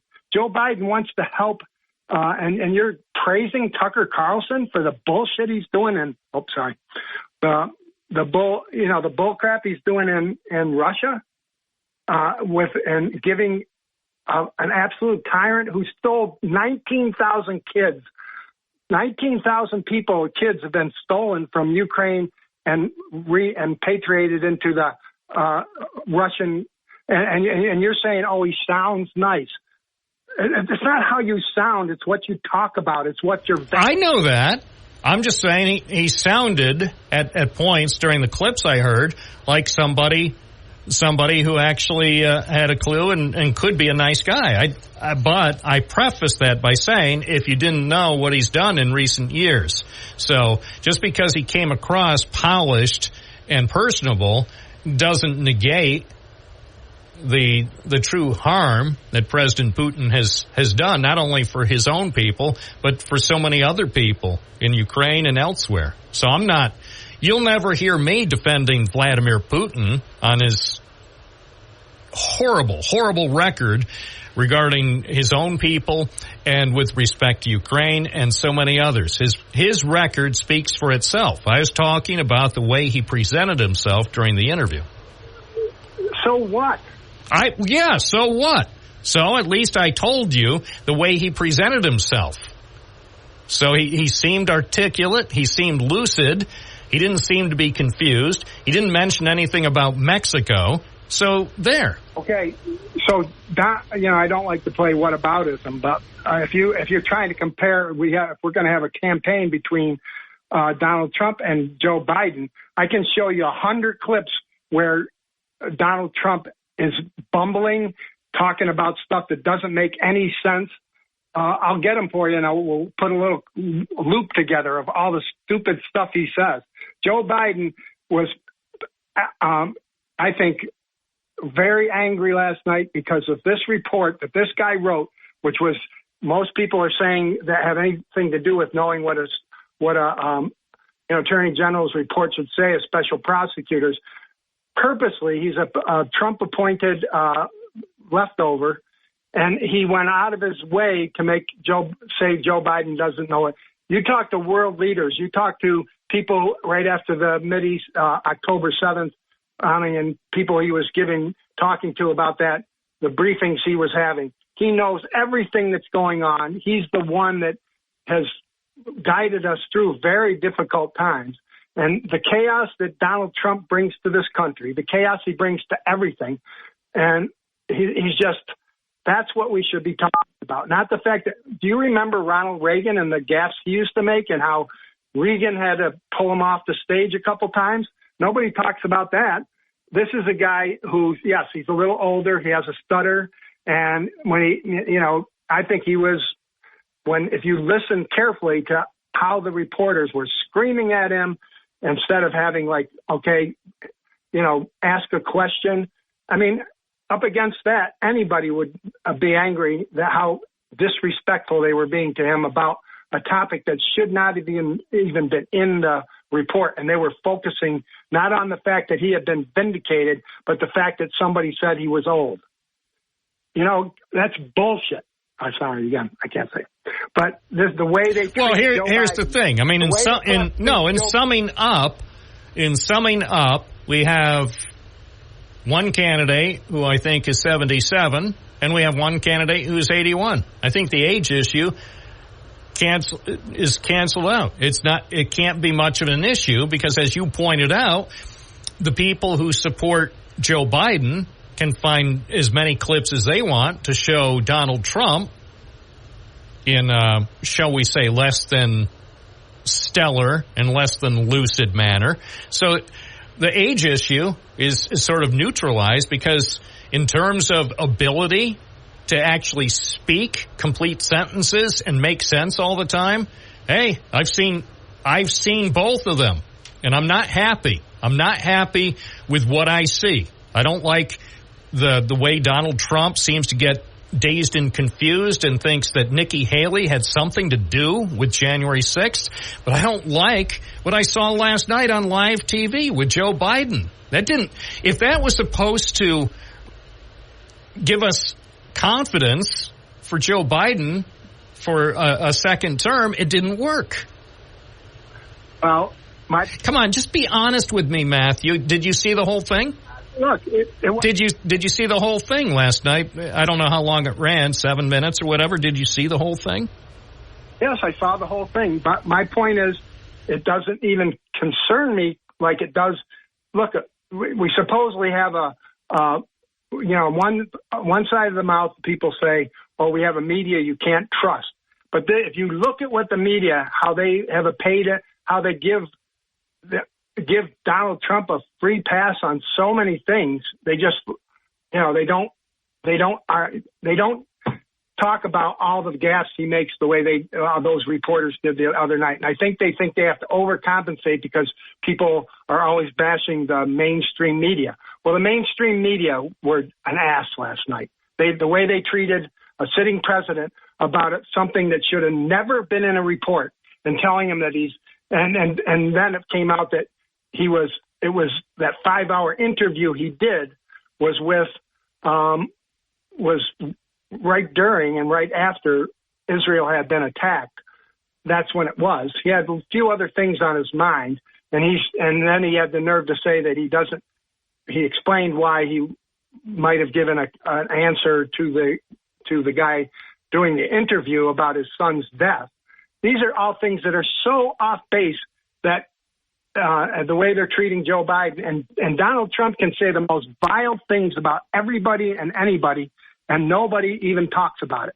The press doesn't even talk about it because we've gotten so used to it that we just let it go. Well, and that's part of Trump's charm. We've gotten used to it. So again, he basically set the bar for himself so low with the Billy Bush tape, with announcing, and I'll have to paraphrase, that he could shoot someone on Fifth Avenue and his supporters would love it. Again, that's paraphrasing. So the bar for Trump has been set so low, whereas the bar for Biden has been set so high. And so when you see what happened last night, it's heartbreaking. It truly is heartbreaking. So he made one. He had one gaffe about that. Wasn't the only thing. It was in the totality. I could ignore the confusion about Mexico. You listen to this program enough to know that I can make verbal gaffes once or twice per show. I'm sure I do. But trust me, it was the totality. It wasn't just one gaffe. It was the whole presentation. It didn't look good. Well, I don't see what besides that one gaffe. Okay. I respect your opinion. I disagree, but I respect your opinion. Okay, but you have been pushing the narrative that he's too old to be president for a long time. And well, no, I've been pushing a narrative. I want to see somebody who gives me confidence. I'll tell you who we need. We need Gavin Newsom. And who's the governor? I looked it up last night. Now, see, I'm forgetting because I'm getting forgetful. So you get a couple of people in their 50s who have a clue. Yeah, Gretchen Whitmer. I'm sorry, I momentarily forgot her name. So you get on the ticket. I don't care what they have to do. What they need to do is get Gavin Newsom, who's 56, and Gretchen Whitmer, who's 52, get both of them on the ticket, and it doesn't make any difference who the Republicans run. The Democrats are going to win by at least one vote. Okay, and then we have people who are. Joe Biden has more institutional knowledge and more connection to what's going on in the world. I know he does. I'm not criticizing him. Yes. He's brilliant, but it's not working very well. Matt, and I'm being very serious. What do you think 3 debates between Joe Biden and Donald Trump are going to look like later this year? Last time, remember what Joe Biden did? Don't worry about that. We'll see. Joe Biden. Okay. Remember what Joe Biden did in the State of the Union when he totally turned it around with Marjorie Taylor Greene and had the whole House cheering on their feet, even the Republicans. He pulled that off. He's very, you heard me say it. We need one, because of the times we live in, we need one more geriatric president. Then we can go back to hopefully but right now the choice is going to be Donald Trump or Joe Biden. And if you for the purposes of your talk show, you can keep the debate going. But Donald Trump is a danger to our democracy. You know it, and I know it. He's talked about. Well, and that's why if that's important to Democrats and they want to defeat Trump in November, they'd better get somebody who's going to be able to speak 2 sentences in a row without coming across as being dazed and confused. All people have to do is play back the tape from last night. That was a damning tape, and the problem is going to be, in my opinion, is that Republican operatives, not Trump's campaign, because they'll try to stay above the fray by not paying for mean and nasty spots. They'll leave that to the PACs to do the mean and nasty spots, whereas, you could just imagine Trump's campaign commercials sponsored by his campaign. It's morning again in America, and America is looking forward to $2 a gallon gas, and it can happen again if you make the right choice in November. I'm not saying it's right. Matt Ryan, I am not saying it's right. I'm saying that's politics, and it's nasty business. It's dirty business. You, of all people, know. You've been on the receiving end. You know how nasty politics can even be in Binghamton. So it's going to be the dirtiest campaign in the history of campaigns. Well, and I think it's going to backfire on Donald Trump, and we will have Joe Biden as president again, and he will continue to do. Look, let's really if the American people really face it, we have the best economy in the world right now. Everybody thought we were going into a recession, and that's not all Joe Biden. The head of the Fed and all those people are doing an amazing job in making sure that we didn't get swallowed by inflation like every other country in the world. Some people have high double digits, 45% inflation. It's insane what's going on in other parts of the world. We don't have that. We have 1 million more manufacturing jobs than we did under Donald Trump. He's delivered on finally an infrastructure bill that's rebuilding our country. He's done this with all the narrowest of margins by bipartisan things. That's what our government's supposed to be about. And the fact that he accomplished it with the MAGA people constantly, I would be mad too. And last night, like I said, I would have been furious. I would have said, hey, look, Well, I didn't say he shouldn't be mad. Yeah, I'd be mad too. But I would hope my advisors would say, Bob, you're too angry to go on TV right now. Or at a minimum, his communications people should have said, if you want to respond to the report that contains stuff you didn't think was appropriate, you do it in the Oval Office, or you do it at least by yourself somewhere in the White House, and don't open it up to the media. That was a terrible, terrible mistake. Whoever said, whether it was the president who said, oh, yeah, I'll be glad to take some questions, let them in. They gave the reporters, the White House reporters, 20 minutes notice before it started. So, of course, they were salivating. But it shouldn't have been allowed to happen. If he needed to talk to the American people last night in prime time, his communications people or Dr. Jill Biden should have said, okay, you say what you want and make sure you stick to the prepared script and you look into the camera and you can be angry and you can express righteous indignation, but don't let the reporters in. It's going to be a disaster. It was. I didn't do it. I watched it. As soon as I saw there were reporters in the room, I said, it ain't going to end well.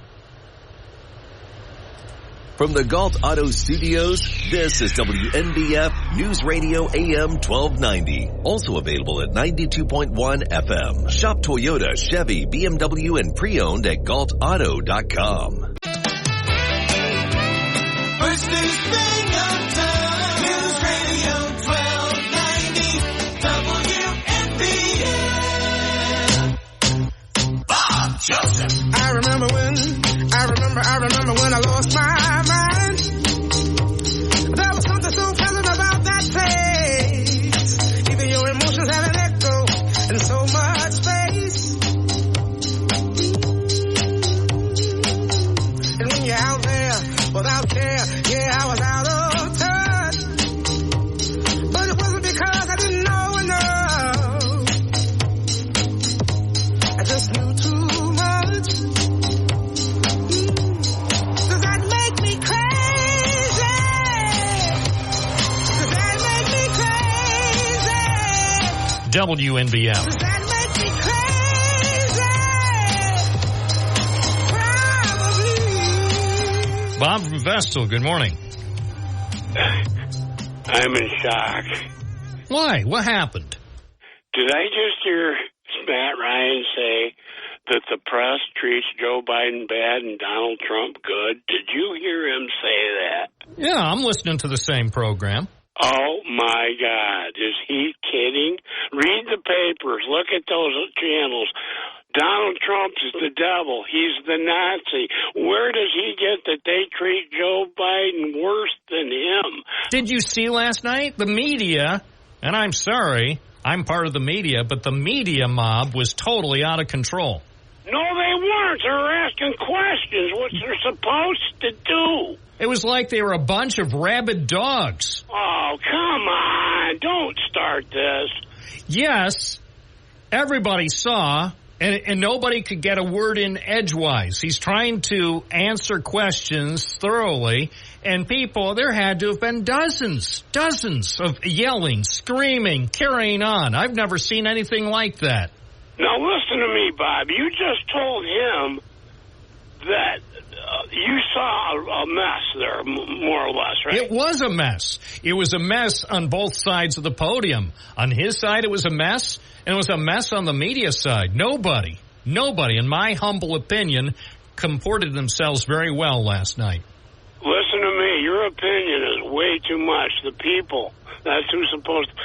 Matt Ryan, you let him go on almost you challenge him a little bit, and you could see he wanted to go.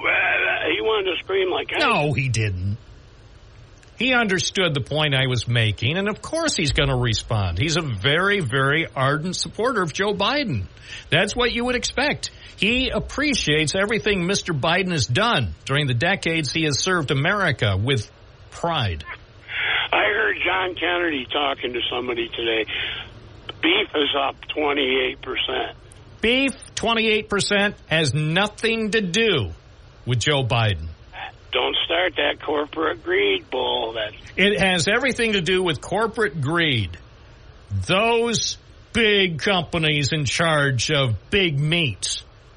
You know, I'm old enough to remember when we didn't have most of America's meat supply consolidated into the hands of 3 or 4 big boys. We had small family farms, and people could get the meat that they needed easily and affordably from people probably within a 25 or 30-mile radius. Well, that doesn't exist anymore, and that's the price we're paying. Higher and higher prices for the beef we love. You're talking over me again. All right. Have a good weekend. Dave in Vestal, good morning. Yeah, good morning there, Bob. Hey, I heard you mention Gretchen Whitmer. Did you realize that when Biden was running in 2020, that he really wanted Gretchen Whitmer as the VP? It was Obama that stuck his nose in and insisted on good old Kamala. Joe really wanted Gretchen bad, and it ended up creating hard feelings between Joe Biden and Kamala Harris. Well, then he still has time to rectify his mistake.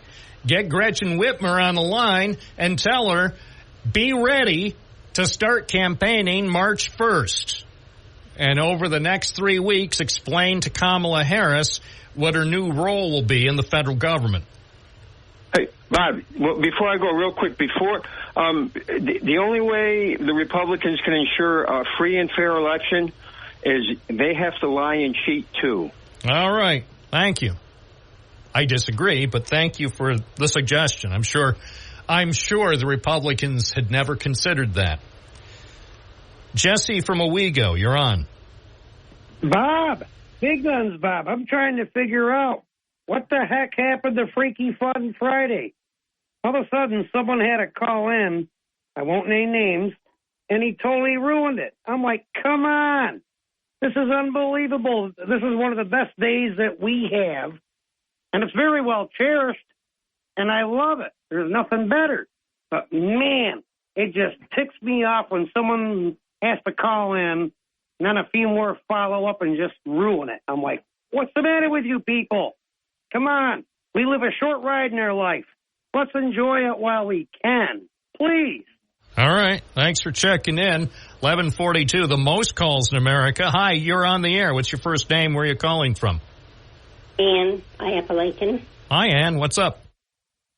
I agree totally with Matt about what happened last night. Those reporters were terrible. And as far as the one that issued that report, he was way off. His purpose was to make sure that it's played on Don Bongino and Fox and everything else, like as if he knows what's, wrong mentally with Biden. Biden, when McCarthy, they had the discussion about the ceiling, the raising of the ceiling. Yeah.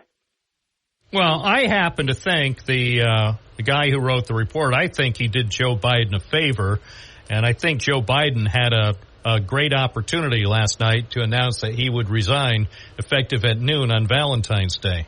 I mean, he still can announce it. He's not locked in. There's no law that says he has to serve out his full 4-year term, but he could say I don't know, go on the halftime show on Sunday. He could show up and be interviewed by Norah O'Donnell and say, Norah, I know you had lots of questions planned for me, and I'm going to respectfully ask that you not pose those questions to me because I have a very important announcement to make, and just look the American people in the eye and say, after thinking about what's gone on in recent days and over the last several weeks, I've decided to resign the presidency of the United States effective at noon on February 14th, and at that time, Kamala Harris will be sworn in as president of the United States.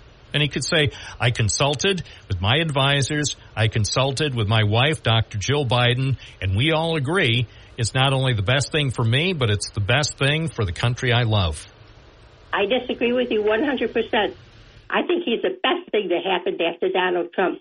He's got that man on his back from the time he would not surrender, and he still is a criminal in any way, shape, and manner. Kevin McCarthy said when they had that discussion about this debt ceiling that Biden was sharp. He made the word sharp. The reason is they have on another program a man who did the Mueller report, and he said that was totally uncalled for. We put out the stuff, the adjectives and adverbs that he did not need to. And I'm sure that the reason is because he's a Trump supporter, and he is making sure that Dan Bongino and Fox News and Fox Network, not news, have that to use as fodder.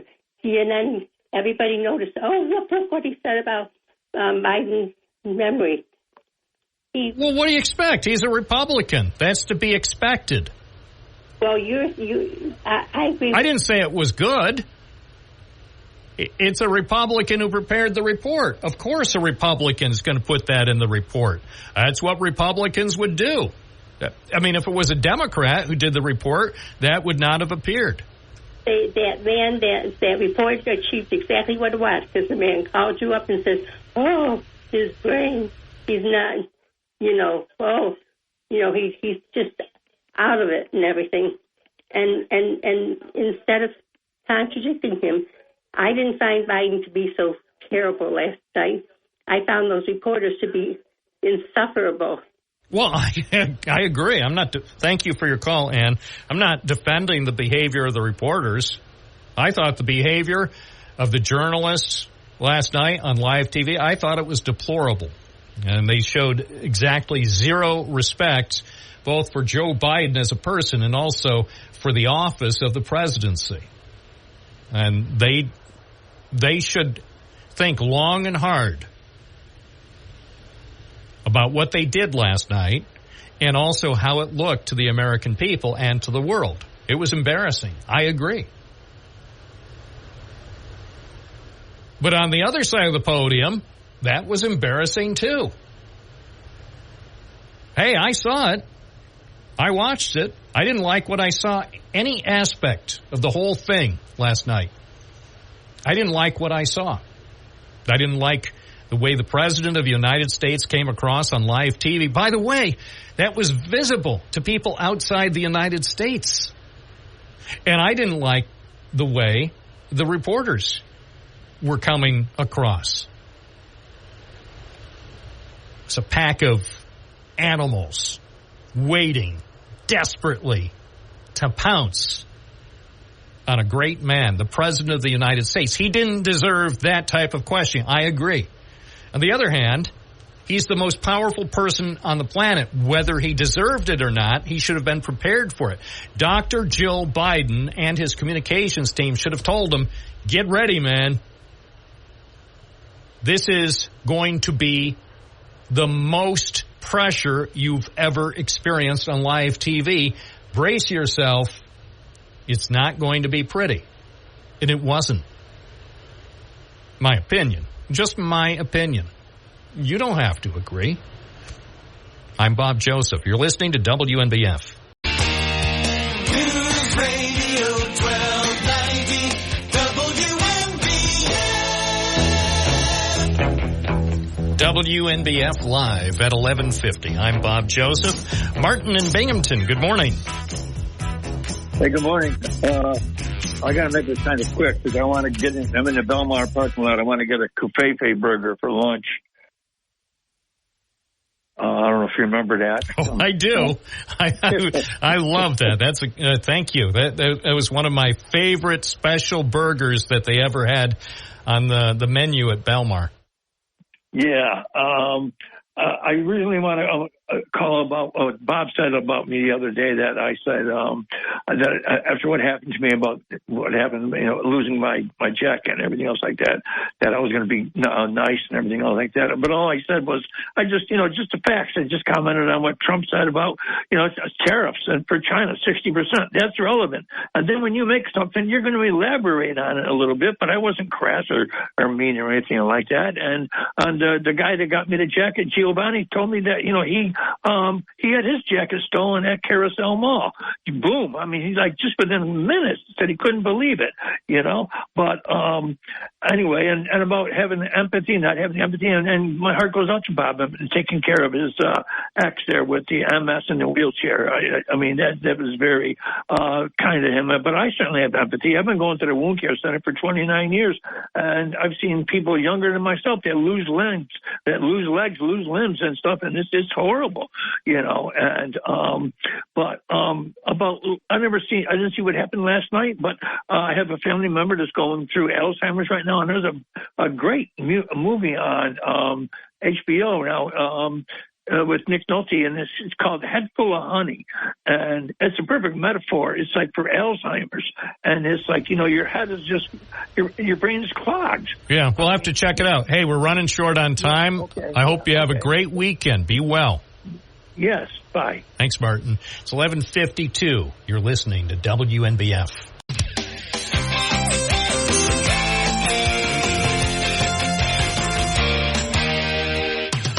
WNBF. 11:55. WNBF Live. DJ in Binghamton. Good morning. Yes, it's 2 Cents DJ, and that's not a very good song. But anyway, hey, I thought we were going to keep it positive, guys. Come on, man. We already know that Joe Biden is so old, he has Moses' pager number. We should be talking about the positive things. So here's some positive things. Well, it's not positive, but it's going to be positive. They canceled our Winterfest in Cole Park, Bobby. Got that? So I was going to take my snowboard, and I was going to jump over Broome County Executive Jason Darnar's SUV. Well, maybe that's why they canceled it. They knew what you were going to do, and they canceled it for your own safety. Well, maybe, but 50 degrees is not too warm. You can do other things than skate on the ice. You can still have a good Winterfest. I think that. Yeah. Well, maybe they'll do it in June. Appreciate your call. Hope you have a great weekend, DJ, and hope everybody has just a great weekend. I'm Bob Joseph. I'll be back Monday morning right here on WNBF. This is News Radio 1290 AM, WNBF Binghamton. Now on 92.1 FM, W221 EJ Binghamton, a town